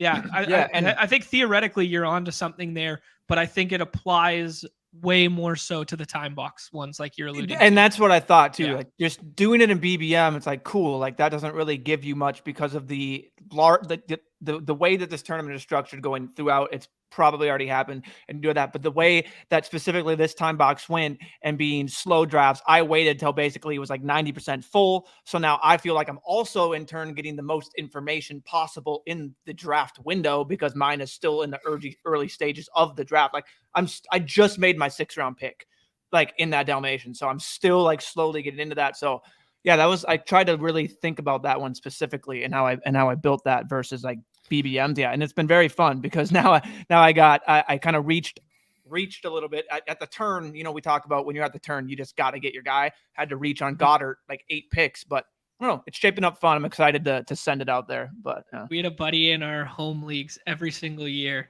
He just every time he would reach on the ends and he'd just be like, you gotta reach on the corners, boys, and then announce his pick. That's hilarious. It's so funny. Burrow and shut it down. That might be sick. No. It's your money. Yeah, if you want to do it. Hawkinson is my pick, but it's your money. Fine. I was tempted to do Burrow and Mixon and shut it down. And we got Davis already doing the Lord's work. Yeah, everyone that's watching this, please hit that like. If you're not subscribed yet, what are you doing? That's crazy. But hit that subscribe button. We're close. We're on that T-minus 100 subscribers. Yeah, T-minus 100 likes, maybe we'll do Burrow. If we get 25, before the next pick. Yeah, we're trying to get to 1,000 subscribers. Things start happening. We can get the Numi Tilt emote. We can get all that. Just John Storytime emote. Yada yada. But it's campfire, so good. Yeah, campfire. I think everybody just as soon as John starts talking, everyone just starts spamming a campfire emote. Oh, I love it. Yeah, see, I would have wanted one of those 2 wideouts there. Damn. Okay. Yeah. It does look dumb now, doesn't it? Yeah, I feel like we've already I disagree. Man. Okay. Hawkinson's a fucking man. I disagree. Okay, let's think about this through. What about Aaron Jones now? Now that we took Hawkinson, you get a little week 17. Yeah, now we're really gonna have. It's just play. We're so far behind at wide receiver. We're playing fucking catch up. Like we're the guy with the cheeseburger running, trying to get that cheeseburger that we're never gonna get now. Like we got Jamar Chase, baby. That's what Jamar Chase allows you to do. He unlocks so much with drafting. Like these first 4 picks are such cheat codes because these wide receivers you get just project like head and shoulders like better than the wide receivers in the rest of the draft. Like it's no matter what metric you want to look at, these wide receivers are just insane that in those first 4 picks, like they just dominate. They absolutely dominate. Look at this. Beautiful stuff, dude. Beautiful stuff. Thanks. Yeah, it is crazy. 16. There should at least be like the ratio should at least be half when we're talking about it. So that's crazy. But we're getting up there. Chip, this is copyright infringement. We don't do that around here. No. Yeah, that's what I was gonna say. Like I get the wide receiver, but man, like our wide receiver 2 is gonna be poop. Gabe Davis stacked up. Yeah, this team's cooked. Oh man. I can't imagine the winner last year like started off with like 2 running backs. I can't possibly fathom that. Yeah, but I don't think he took a quarterback. Yeah, but then he didn't detour with a fucking quarterback and a tight end, Nez. Come on. Jeez, Jesus Christ. We've taken 2 luxury picks and then taken 2 RBs, and we're like, oh, it's okay. Jamar Chase is gonna freaking carry us to the promised land. But you know who picks wide receiver talent better than anyone? Nez takes, baby. Nez takes. He's gonna find us some late round. You can already pencil in Josh Palmer on this team. You can already pencil in. Christ, brother! I can already Palmer's see. Not even gonna be a Charger. I could already see the Josh Palmer, Tim Patrick double stack in the 16th, 17th round on this team. Free Pencil it in, correlation, baby. free Yeah. correlation. Come on, Oh my you guys. You got to goodness. live just a little bit. There is we talked about this a couple times with the time box contest here, Charles, that there is a special place in hell for these people. But there is some legitimacy to this conversation and this argument. It's something we've talked a little bit with some of the Underdog people about, just where Herzig alluded to it on the ETR stuff with us, that he would prefer some of these time box contests because we know they're going to fill so fast to just be fasts only. And I do tend to agree with him, because as much as it's a micro edge, I threw a tweet about it back in the day, and I believe Nez's comment was something to the effect of, if you're going to sweat lord a contest like that, I mean, just have that EV. And for $5, yeah, like the puppies. Yeah, like, for it was like the puppies. I still have 2 puppy slows that are still going. Right. Yeah. So is there some added value with, what are you going to do now? You're going to get 2 extra rounds of closing line value on Marquise Brown or Greg Dortch or something like that. Is there merit to it from like that standpoint? Yes. Do we advise, subscribe, or want any of that in our lives? Absolutely not. Right. I think you're squeezing margins you're talking the thinnest of thin margins of EV that you're trying to capitalize on with moves like that. Right. It's just not for me. It's not like if I'm on the clock and, and I have time and I'm making picks, like I'm not actively thinking like I should wait like a really long time. I will say I don't do it, but there's times when I just don't have the time to jump into for sure. I'm going to jump into a slow, and I'll be like, okay, this one's got 5 hours and like that's the top. So I can be like, okay, I'll literally be like, I need to jump in here. And then all of a sudden I have a lot more on the clock and I can go boom, boom, boom, boom, boom, boom, boom, boom. And some of them happen to be dragged down a little bit, but no, I don't specifically wait it at all. It's normally when I wake up at night and then like lunch is when I check my like slows. Other times I'm just like, and when it's a really annoying when you're doing a daily draft and you see one's active, it's like, is that a daily or is that a slow? Like I can't have that anxiety here. Like your boy, I think Mike Evans. Yeah. Your boy. I think Mike Evans gives us a little something. Mike Evans gives us a little something that, Dameon Pierce's ADP just still seems wrong to me. I mean, you think it's too high? No. Or no? Oh, wait, I think he's a good pick. Yeah, I think he's. Yeah, I think so too. Is that too high or too low? Like I think when it's all said and done, and we get some good injury news, and we already did get some good injury news on him at OTAs, but if we all of a sudden like see him. He's running with the ones. They got a quarterback upgrade, blah, blah, blah. Like he's decent pass catching back. I think the FUD around Singletary might have gone like a little too far. Like Singletary's like not really that dude. He's like a pretty good goal line back for an undersized guy, but that doesn't make him a good goal line back. He's very nice change of pace. Like I like Singletary. Yeah. I like the way he plays football. But like no, Dameon Pierce like showed us he was like kind of the dude. And and the team got better. So yeah. I think this is an easy pick for us, right? It has to be, I think. Mm-hmm. I think so. I think we recovered. I think we recovered a little bit here. Told you guys, like, come on. Yeah, well, having Evans fall to the 71 pick definitely helps. What's his ADP? I can't 65 or something. Okay, 65. That's not crazy. Yeah, because we're starving the room of RBs, man, and tight ends. So now everyone's racing. They're like, oh god, I got to make up. It's true. Shoot, there was one more thing I wanted to. We were talking about, and then what were we talking about right before that? Before it was our pick. Slow drafts and clock. So, I was going to tell you guys about my Dalmatian. Oh shit. Okay. 3 quarterbacks. Same. All with a week 7 bye. Oh, that's cool. That's cool. No one's doing that. Nice job, eh? No one's doing that. Nice job. Nobody's doing that. Who are they? I'm not sure it's necessary in that contest. I was going to say, is that really necessary to have that? Yeah, I like it. One of them was for sure an accident. Like No, like I don't think it's definitely bad. I just don't think in terms of when the pulling levers, I don't know if the lever needed to be fully pulled that way in terms of just because the contest is different. Single entry, 1,000-man field, like I don't know. Because but 4 of 12 makes it a little you can then bring that back with the 4 of 12 advancement. So yeah, I don't know. It's interesting. Who are they? Can you say?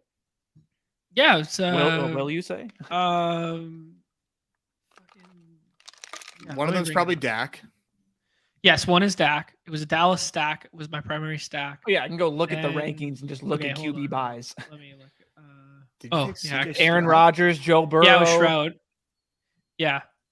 Okay. It was both. It was both the rookies. It was Bryce Young and CJ Shroud with Dak. Gotcha. Yeah. Wow, so many rookies have buys at week 7. Yeah. Everyone except Richardson. Yeah, it was an 8-hour accident. Literally was an 8-hour accident. Hey man, there's nothing worse than waking up and it's like, hurry up, you have 10 minutes to make your pick, and you got that notification an hour ago, and you're like, fuck. Dude, imagine that on the West Coast when you sleep 2 hours further. Yeah, it's true. Like right? that 10-hour clock starts a little early on the east side. Oh yeah, I can only. Yep. That's why it's like when you go to bed and you see like a clock, it's like 4 hours left. It's like, just want to close my eyes, but I gotta make these picks. I gotta make the pick. Yeah, my Dalmatian is also a 3 QB, and it's similar to yours. It's gross because it has Dak, and it has Kyler Murray. That's not the real reason it's gross, Nez. Come on. Kenny Pickett is not a bad pick. That's not the quarterbacks have nothing to do with the reason that team is gross. Well, it's everything else. I mean, the whole team sucks. The whole team sucks. It's a 3-4-9-2. With, like I said, Dak stacked with CeeDee Lamb and Michael Gallup, with Kyler stacked with Michael Wilson. Shout out. He's trying to not say these running backs. Kenny Pickett stacked with Najee Harris and Pat Freiermuth. And then I'll reveal the running backs after we make this pick. Michael Thomas feels nice. I think Michael Thomas represents a pick where, like, what do you win when you win? I think Michael Thomas probably has the highest ceiling out of all these picks. Yeah. Lowest floor, highest ceiling. Damn right. I tend to agree there. I agree. I mean, little Derek Carr action. Derek Carr is going to just pepper him with targets if he's healthy. All right, Naz, we need to hear. Oh, wait, we have one more pick. Sorry. We'll wait to hear him. I suppose. Yeah. So I start off like I reached on Garrett Wilson. So it's a Garrett Wilson, CeeDee Lamb like start at wide receiver. With like Jordan Addison, and then like some boomer bust guys with Gabe Davis, Alan Lazard, Marvin Jones. My thin at tight end with Pat Freiermuth and Sam Laporta. So like that's it. But whatever. And then my running backs. Well, whatever. Oh, God. Oh Lord. Jahmyr Gibbs, running back 1. Najee Harris, running back 2. Dameon Pierce, your boy, running back 3. Jamal Williams, and tie a bow on it. James Cook would have been great there. Yeah, I don't know. Well, if you look at the wide receivers compared to just the way his team, I was like, you should have like 3 more alpha wideouts on that squad. Who do you guys like here? Oh boy, we got like a few picks left. There's Juju, there's Charbonnet, Juju's Harris, an easy if you want to run reach. back. Okay. Yeah, we can wait on Harris and then see. The Cook pick was kind of tilting because in my mind I was like, we're taking James Cook here, and I with all this other green on the board, I just didn't expect him to double click green and one of them be Cook. Yeah, man, put his blender there. Dylan and Jones is probably just like a little too rich of a pairing. I like taking 2 running backs in one backfield. I think that is just like a lot of capital to dedicate to one backfield that may be bad. Say again, Dylan and Jones to pair them together? Yeah, I think it's too rich. I Yeah, think it's no, I too rich fully- yeah. for a team that like has like probably like a 4-win ceiling. Like, let's be real. Like, I think I'm a Jordan Love believer, but Yeah. like their range of outcomes is definitely like one of those outcomes is like 4 wins. I think. Does help they're playing in the NFC North though. So Yeah, NFC North does not look that strong right now. What? Dude, the Lions improved drastically. The Bears improved drastically. The Vikings are way better than the Packers. Bears improved drastically. What, to 5-6 wins? Come on, No, I Noomi. think they're better than that, but Come on, Noomi. they're better than that because they get to play against the North over and over again. No, but yeah, I think That comparative to division like is probably one of the weakest in the NFL. yeah, I think it's a 10. I think it's a 10 win your division. Yeah, take That's kinda what I fantasy out think of it it is. and like what we love for fantasy wise and just actual Yeah. football. Like that's not Yeah. that's not a good division. It's bad defenses. And What are the except for the Packers, what they are probably the- have the best defense. what are the win totals? What are the win totals for that division as of right now? What would you say the Bears is at? Well, now that I just said 6, I'm assuming like Six. 6.5. Yeah, I was gonna say 6.5 or 7.5. 7.5 at -130. Yeah, That's the Bears. Packers. That was Okay. the Bears. Packers Packers is what? 5.5. Like 5.5? Yeah. 7.5. So wrong. Oh, So wrong. I don't think that's wrong. Wow. They have the best defense in the division. okay, Lions 8.5. 7.5. 9.5. The fucking Wow. Lions, for the love Okay, of God. okay. All right. And then Minnesota. The Minnesota I mean, Newmans. if the Lions are 8.5, I think Minnesota has to be 9.5. Noomi? The Lions. But You said the 9.5 Lions, seems really Lions high. were 8.5 or 7.5? Lions are 9.5. The Lions are 9.5. Oh, then we have to be at least 10, if not 10.5. No. Yeah. If the fuck, what are we? Tell me what the fuck we are. I'm gonna leave the stream. 3.5. 3.5, Jimmy. Oh, Daddy. So we gotta be 10. We No. gotta be. The Chiefs are like 10.5. How the fuck are the Lions 9.5? How did they over under 9? Give me the under on that all Chiefs are- day. The Vikings, the big reveal, are 8.5 wins over under. The Lions are favored in the absolutely division. fucking kidding? No, we're not.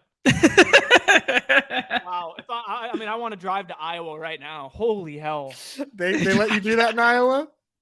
Yeah. Um, Just drive down to the border, place my. Oh my God. Oh man, I'm sorry. I'm It's sorry. the fucking That is- Detroit Lions, folks. Okay.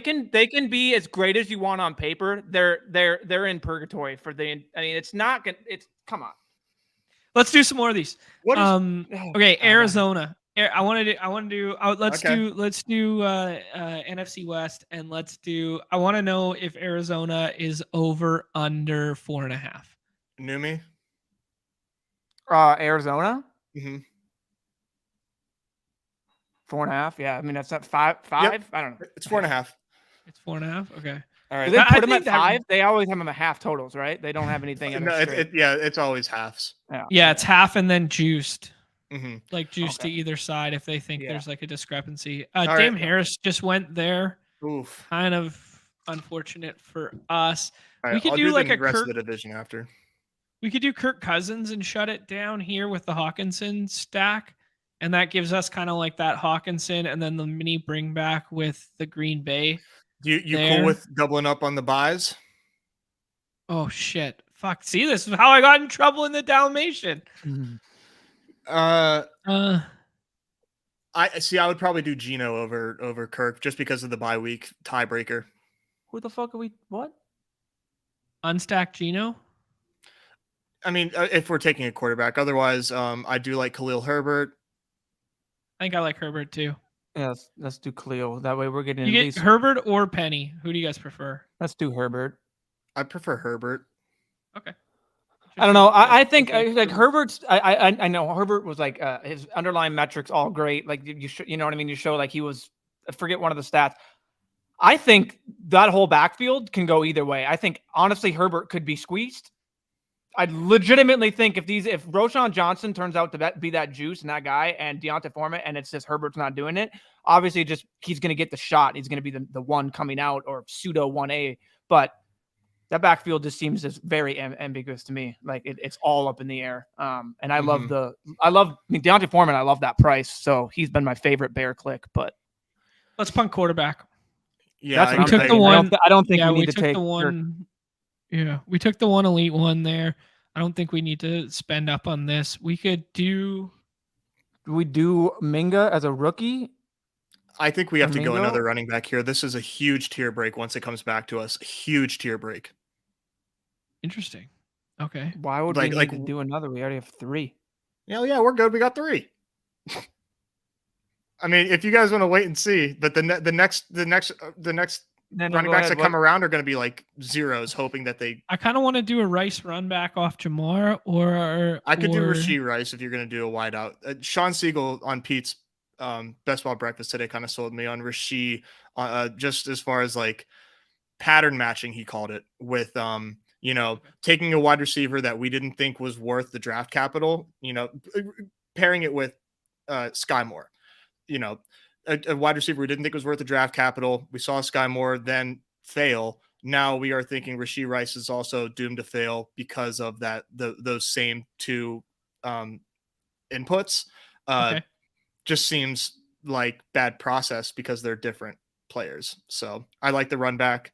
I think that makes sense. But I'm just saying, man, if you click on the board real quick, just to see like what number our next pick is. This is evergreen, Chip. Yeah. All of my teams look like this. Like, yo, man, this. So our next pick is going to be ADP 143.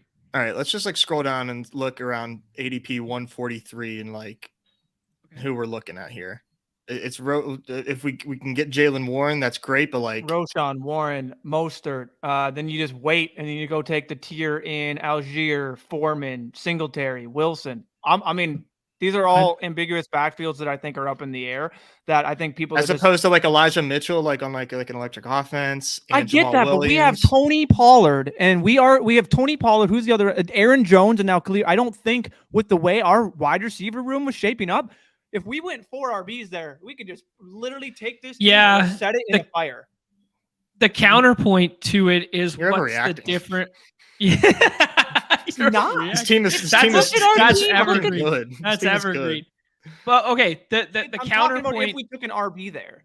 Okay, the counterpoint to what you're saying, though, is what's the difference in betting on Rice there or betting on MVS, Reed, Donovan Peoples-Jones, or Rondell Moore at the 142? So it's a 2v2. It's a 2v2 of we could have had Jonathan Williams. Elijah Mitchell went first. So we made the concerted effort to take Herbert there. Mhm.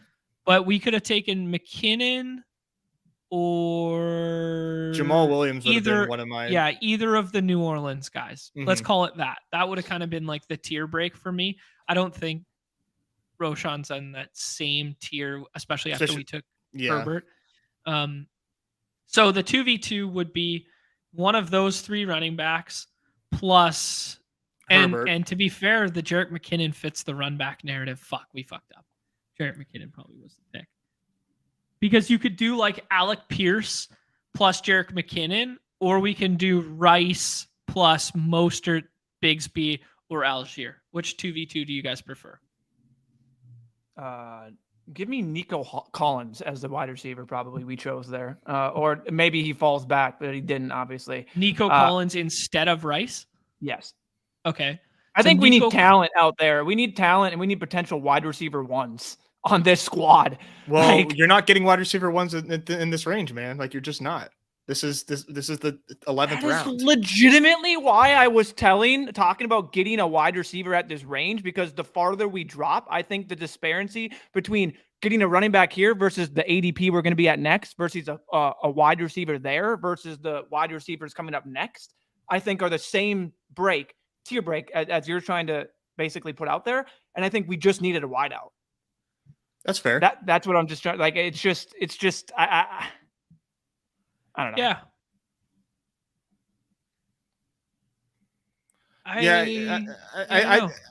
I mean, I understand the where you're coming from. Like, I do. I just the way I've been approaching. Are we already like? Holy crap! Yeah. They flew like, what's through the that difference? turn. What's the difference in taking Rice and like Reed? There's both As correlation as for opposed us. to There's what? both. Well, if we'd taken the running back first, is kind of all I was alluding to. I kind of like Schultz and shut it down at tight end. I kind of like Rondell. I mean, I'm a Rondell guy though. Cue him We up. could do Schultz. All right, let's do If Schultz you first like, if you like him, I like they Schultz. got a value out of him. I like Schultz and then shutting it down at tight end. Are we good on bye weeks? We overlapping? At the tight end? No. All right. Are we wide receiver in this? Are we putting a running back up here? So we're looking at Mostert, Algier, and then obviously that's like a 20 pick difference. So do we take the wide receiver or do we take a running back here? Like, what is your thoughts? I know we keep scrolling down to look at our next 5 picks. I can't see who's available for us. On the front of our This is screen how I here, draft, boys. I go way down. Scroll the F down. I don't like any of these. I mean, DJ Shark's okay. I mean, you could twist my arm into Shark here. Jaguars versus them in week 17 doesn't really do much for us. Mims down there. I don't really like. I mean, if I take wide receiver, I take Rondell here. Okay. If I take running back, I take Singletary. Who do you guys like? I'm cool with Rondell. Yeah, I'm Who good else with do you those. like? Who would Van you guys Jefferson. take? Jefferson? Yeah, You like Jefferson more than Rondell? I like Jefferson a lot this year. Okay. I'm just buying in on like people on like the FUD around like Stafford and the Rams and just kind of like pushing and doing the inverse. Mark loves the Rams. I love him too. I think it's crazy. I think it's just it's the whole Stafford's dust bias after him putting up the year that he did with Cup is hilarious. Like it's just and that's his point of when we start to see like Stafford's throwing and all of a sudden it's all the hot reports, it's all going to get pushed up. What's up, Carlos? Respect. See ya. But yeah, no, I love the Rams. Stafford might be my highest owned quarterback in terms of just these early drafts and where, I mean, he's moved up considerably. He was you could get him in the 180s, 170s at the start. And now he's what, 150s, 160s, something like that. So yeah. But there's another good one. Who said that in the chat there? Charles said the Russ stack was viable there too, where we could have done the Russell Wilson and Greg Dulcich as like a double tap. We would have took Russ there or someone, and next thing you know, it would have been Dulcich and Mims both went just like that. There goes our options. This one's not true though, Chip. The people in general. What do you mean, you people out here? Because Nez likes Cole Kmet. I do, but Chip got him like 30 picks past ADP this morning. Oh wow, stupid! Mm-hmm. It's absolutely stupid. He's falling quite a bit. I've got him in the 150s a couple times. Sheesh. Which isn't Chip range, but like 152 there for GDE. There you go. Yeah, that's a range I've been like. People have been doing exactly this. They've been taking Dulcich, Schultz, Chig, all these guys, and then you can just get them right there. I'm just like, that seems fine to me. Like if the whole thesis is, are the Bears going to pass more? Does he also not get that boost? Or people just like, no, he doesn't get that boost whatsoever. Yeah, just not everybody subscribes to that. I think that's true. Yeah, I think there's big mixed feelings on how the Bears offense is going to look this year. You don't say. All right, you want to do some more of those over-unders? Yeah, I do. But I want to ask you guys where we're going with this team, how we land in this plane first. We got a 1-3-7-2. So backs. Now we kind of take these backs. We kind of did like an anchor Jamar thing, then didn't take a wide receiver until 7, and then took 4 in a row with Evans, Davis, Thomas, Juju. I don't mind this. I mean, like that sounds like not that bad to me. And then I don't know, we might have effed up the 10-11 here with Herbert and Rice, and then Schultz and Rondell were like, let's be honest, those were me guys' picks. Well, you needed to make some picks on this team. Yeah, we're a team, man. We're a team. Okay, let's make these 2 picks and then let's do some more over-unders. I think quarterback makes a lot of sense for us. I don't know. You could twist my arm into waiting too, but like pairing Schultz. Yeah, I'm not like too What are we eager looking at for running back. We could do the Chase Brown, baby. Chase Brown's gonna. I mean, if I'm look at these backs, after man. after baby Stevie picks here, if I'm drafting by myself right now, I ape in on the high variance nature of like we only have 3 running backs right now, and I take Zeke and I take either Lenny Fournette or Kareem Hunt on the way back. Oh, And I just go like full like we're trying to win fucking BBM. Let's hope they just both land in good spots. I mean, it's probably a better bet than most of these guys, right? Like I like Jerome Ford, but Jerome Ford's job could be ripped in a heartbeat if they sign somebody. Mm-hmm. Like I like the fact that he's the only other running back on that roster on a team that might be run heavy. Yeah, I mean, on May 31st for sure. Right, exactly. Yeah. But like if we're making that pick in August, it makes a lot of sense. If we're making that pick right now, it's kind of like the same thing as the Chase Brown, what we talked about when we were talking about Mixon's contract, where it's just kind of like you're going to play probabilities, right? Like what's more likely to happen? Like Zeke signs or like somebody else goes to Cleveland at this juncture? Yeah. So, I mean, and I've been burnt by this strat before in doing the same thing with Will Fuller, with Julio Jones, with some of these free agents, these like kind of like dusty vet free agents. But like if we're taking high variance swings right now, who is more high variance? The third running back on the Eagles or Leonard Fournette getting a lead job somewhere? It's just whether you guys want quarterback first. I think we can wait. Pick. Oh shit. Fucking shit, Lenny. Yes. Let's go. Fastest fingers in the West. Yeah, I'm straight.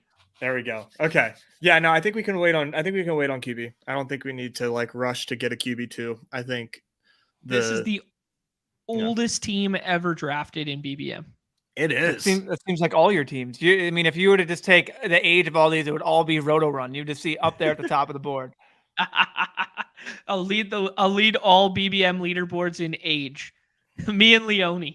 Yeah.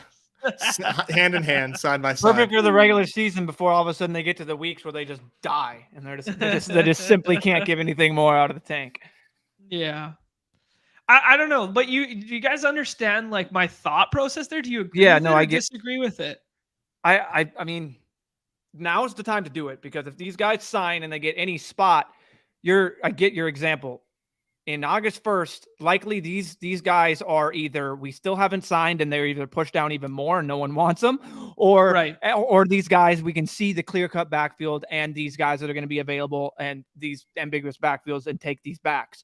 Versus now they're so suppressed, and this is the time if you're going to take them because the only thing they can still move down obviously as we get farther in the offseason, but like they can have a significant bump if they do go to that backfield where it's like, look at them. Who's else is there? You know what I mean? Is it no Mixon? It's one of those guys and Chase Brown. We keep getting positive reports over and over and over, yada, yada. They're going to get steam. So I think you're if I'm reading your thesis of it right, and that's how it is, I think it's smart. And I think it's the way to go about it. Because that's not what I've been doing. Like I have a lot of Chuba Hubbard, and I have a lot of like Kenny Gainwell and stuff like that, and I love Devin Singletary. But yeah, there goes Tim Patrick. And Nez, I will say the thesis was also not to wait on running back multiple rounds after that. You know what I mean? The thesis was not take Herbert, then go 3 straight rounds without a running back. The thesis was in that range where we took Schultz or more, get a running back or 2. Because those running backs I still think are fine. But Tyler Algier, Raheem Mostert.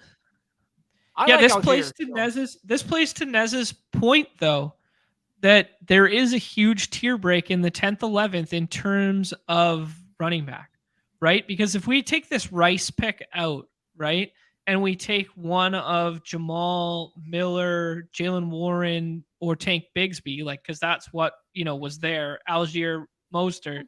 I don't think it's because there's nothing else. Drop. There's nothing else in this next window. There's nothing else right here at 146. It would be Algier. Well, sure, or it doesn't do Mostert, that, but right? you're the king of scrolling down. I think what you can make the case McKinnon, Jamal Williams. Other than that, like you can't tell me the teardrop between McKinnon, Johnson, Jamal Williams. Okay, Jamal Williams, Keandre. That's very like who's gonna like those are very ambiguous like picks. We're looking at that, but the teardrop between that to then Algier and Mostert, maybe Spears, Wilson, Singletary isn't that large. It is. I think it's pretty. I think it is. Big. Yeah, because dude, Algier has Bijan ahead of him. Jamal could have nobody ahead of him. Right, we're going to clear cut handcuff guys. I think that's the difference. Khalil Shakir double stack. Yeah, I think that makes sense here. Get another pairing partner. Yeah, shut it down at 8 there. We'll see. Roofing Man needs a QB. We'll see who he takes. Okay. Yeah, I mean between these three, I'm not really. I mean, I have one in mind, I guess, that I prefer he doesn't take. Oh, he was setting up the Washington. He was setting up the Washington. If we were paying attention, he had Brian Robinson, he had Curtis Samuel, and I believe he has Terry. Yeah, so he was setting up that Sam Howell. He went early for Curtis Samuel. Holy shit. I think Curtis Samuel on like the 18th. Yeah. I respect it. Now, for me, I think it's like a pretty clear. Well, let's see if he takes another. He might do a third. He could do, yeah. I think it just becomes CJ, and you just get that CJ plus Schultz stack. And then there's also, I mean, I said we were going to shut it down at 8 wide receivers, but there's also Tank Dell available in the last round, or Robert Woods. If he opens up a lot of possibilities for sure. Robert Woods, it's the old narrative, that's for sure. and I Texans are interesting because the Titans, like, you want to talk about over-unders. What do you think the Titans over-under is this season? 6.5. Well, hey, this is last chance. You alluded to this earlier. We didn't do the cut trade stuff at the front there. That this is our last chance to sound smart. That Tannehill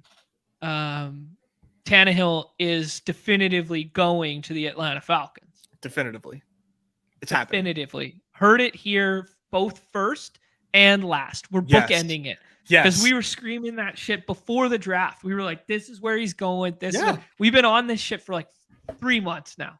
That we heard it first and last right here. I love it. Yeah. Bookend it. Titans right now are 7.5 for their win total. Whoa. Dude, way higher honestly, than I thought. I would have guessed like 5.5, 4.5. Yeah. Okay, let's do some more of that. You got that division pulled up? Yeah, you want to do the AFC South? Yeah, let's do AFC South. You got it there. Texans. 3.5. Numi? 5.5. 6.5. Whoa! Holy smokes! I mean, maybe that's a byproduct of how soft that division is, more so than true. Yeah. Okay. That's okay. Maybe I'm stupid for Jaguars. 7.5. I want to say 8.5, but they'll probably playoff team that just added Calvin Ridley. 7.5. I mean, bro, I'm off on all of these. Clearly, I don't understand anything. So, I mean, 9.5. Yeah. Sure, I think that's a byproduct of the division, right? Division is a big part of it because we have the Colts left. Oh God. 4.5.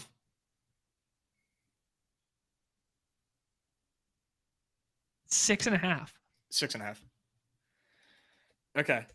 We needed to finish the AFC West. We got the Cardinals, right? Yep, we nailed that. NFC West. NFC West, thank you. Let's do 49ers next. Okay. 9.5. 8.5. Heavily juiced, 11.5. Oh my goodness. Plus 125, but it's 11.5. Oh, shoot. We're on the clock. Favorite late round running back. Minnesota correlation week 17, Dwayne McBride. Maybe that I've been going back to the Michael Carter one Come on. Just give me a name. McBride fits this build. All right. Okay. But I have been, it's gross, but I have been like buying back into Michael Carter with Aaron Rodgers Okay. little pass catching running back. I don't know. I would have said no. I don't know. It feels bad. Did And someone take I do Ty like Chandler Johnson. already? Someone took Ty Chandler already. That's Yeah, why dude, he wasn't. he's getting fucking steamed. Wow, Steamed. Ty Chandler in the 16th round. And I think that was the Holy perfect smokes. point of who nailed it on what show. Might have been on ours. I might have heard it, but it's just like this is not the time to ape in to these backs because we Right. don't even know if Yeah. Cook's gonna be there. We don't even know what back they favor. Yada yada. It's just that's Well, rich for me. if Cook's gone and Madison's the lead back, It's how one of those. many points of closing? I mean, there's a chance that Ty Chandler could become the lead back and he beats out Madison in camp for like a lead role or something. But Yeah, that's a let's chance. just hypothetically say that, you know, Ty Chandler looks great in the preseason. He's getting clear second workload. And how far does he like? Where's your closing line value on Ty Chandler? Does he end up where Madison used to be in the 130s? Does he turn into the Madison, and then Madison turns into basically Cook with like a little Yeah. discount Cook from previous years? I don't know. I don't know. I have no idea. I have no idea. I think right now is just not the time to be reaching It on him. seems rich, right?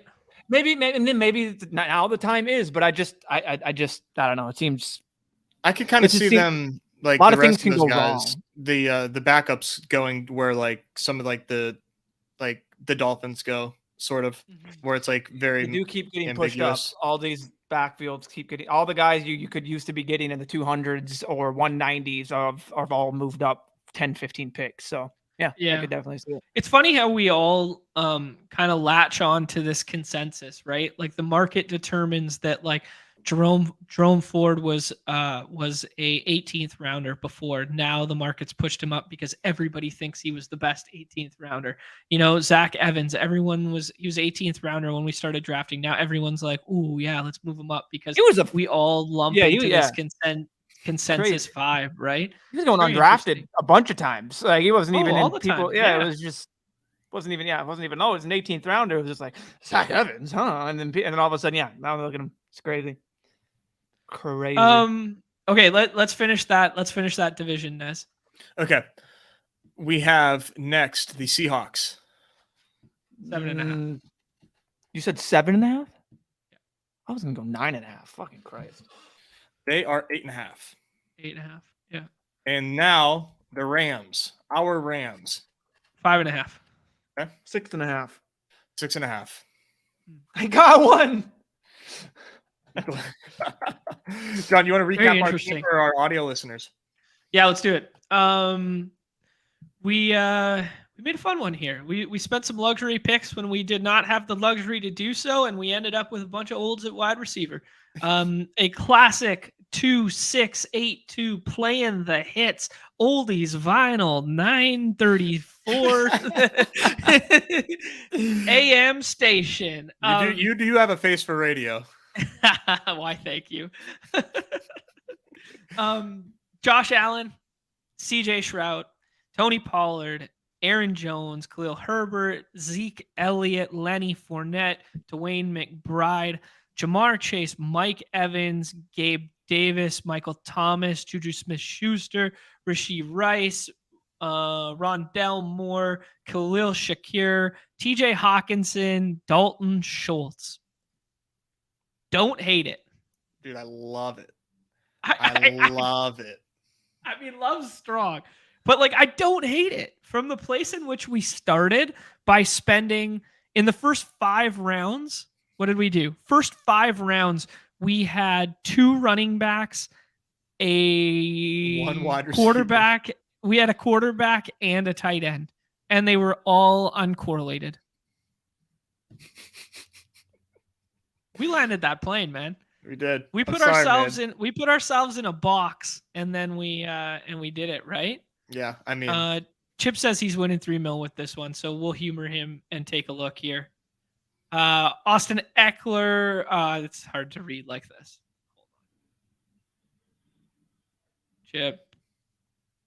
Chip's got a 2-6-8-2. He too playing the hits with 28 picks of value on Kirk Cousins. Oh, mama. Justin Fields, Kirk Cousin, Austin Eckler, Javonte Williams, Jalen Warren, Deontay Foreman, Chase Brown, CEH. Hello. Jalen Waddle. I didn't know he was still alive. CEH. Oh yeah. Jalen Waddle, Jerry Judy, Jordan Addison, Zay Flowers, Tyler Boyd. That was hard to say for some reason. Darnell Mooney, Hunter Renfro, Richie James, Kyle Pitts, Sam Laporta. Fun team. A couple mini stacks there with the getting the Kirk Addison thing without touching tight end or JJ. That's gonna be unique. Definitely. You know? Definitely. I think if you reverse engineer that, Not unique on my team. Kirk will be with JJ like a ton, and JJ will be without Kirk more. You know what I'm saying? Yeah. I knew what you said for half of that. Wait, what? Kirk, can you not hear him? I can hear him. No. Yeah, maybe my headphone died. That's what's up. Yeah. No. Sorry. Yeah, Kirk teams. Way more Kirk teams will have JJ than JJ will have Kirk. Nez made a really, really smart point right there that I heard absolutely none of. The headphones are dead. That's time to hit the wrap it up box. That's so funny. I have ever heard it. Fun draft. Good little discussion on the cuts. Hopefully that was I don't know. I'd ask if you guys had anything to say, but I can't hear. Can't fucking hear. So, best of luck. I can't. Nope, can't hear you. Oh man. So yeah, you got to reach on the corners, baby. That is the lesson from today. You got to reach on the corners. All right, I can't hear anything anymore. So what a classic way to end the show. We'll be back tomorrow on the. Am I yelling? Why are you telling me to? Wrap it up. No, wrap it up, box. Okay. My mouth. No, just stop. Okay, we'll be back on the Underdog channel tomorrow doing MLB. Sorry we didn't get to MLB today. Hopefully the cut stuff was, helpful for the people. Do us a favor, hit that like, hit that subscribe, that follow on your way out the door. We are trying to get to 1,000 subs so that we can get that Numi tilt emoji and that sweet, sweet campfire and that Nez nugget to drop. Pew, pew, pew, pew, pew, Nez nugget over and over again. Anyways, on behalf of the bros, myself, Numi, and Nez, everybody's favorite time of the show, the end. Peace.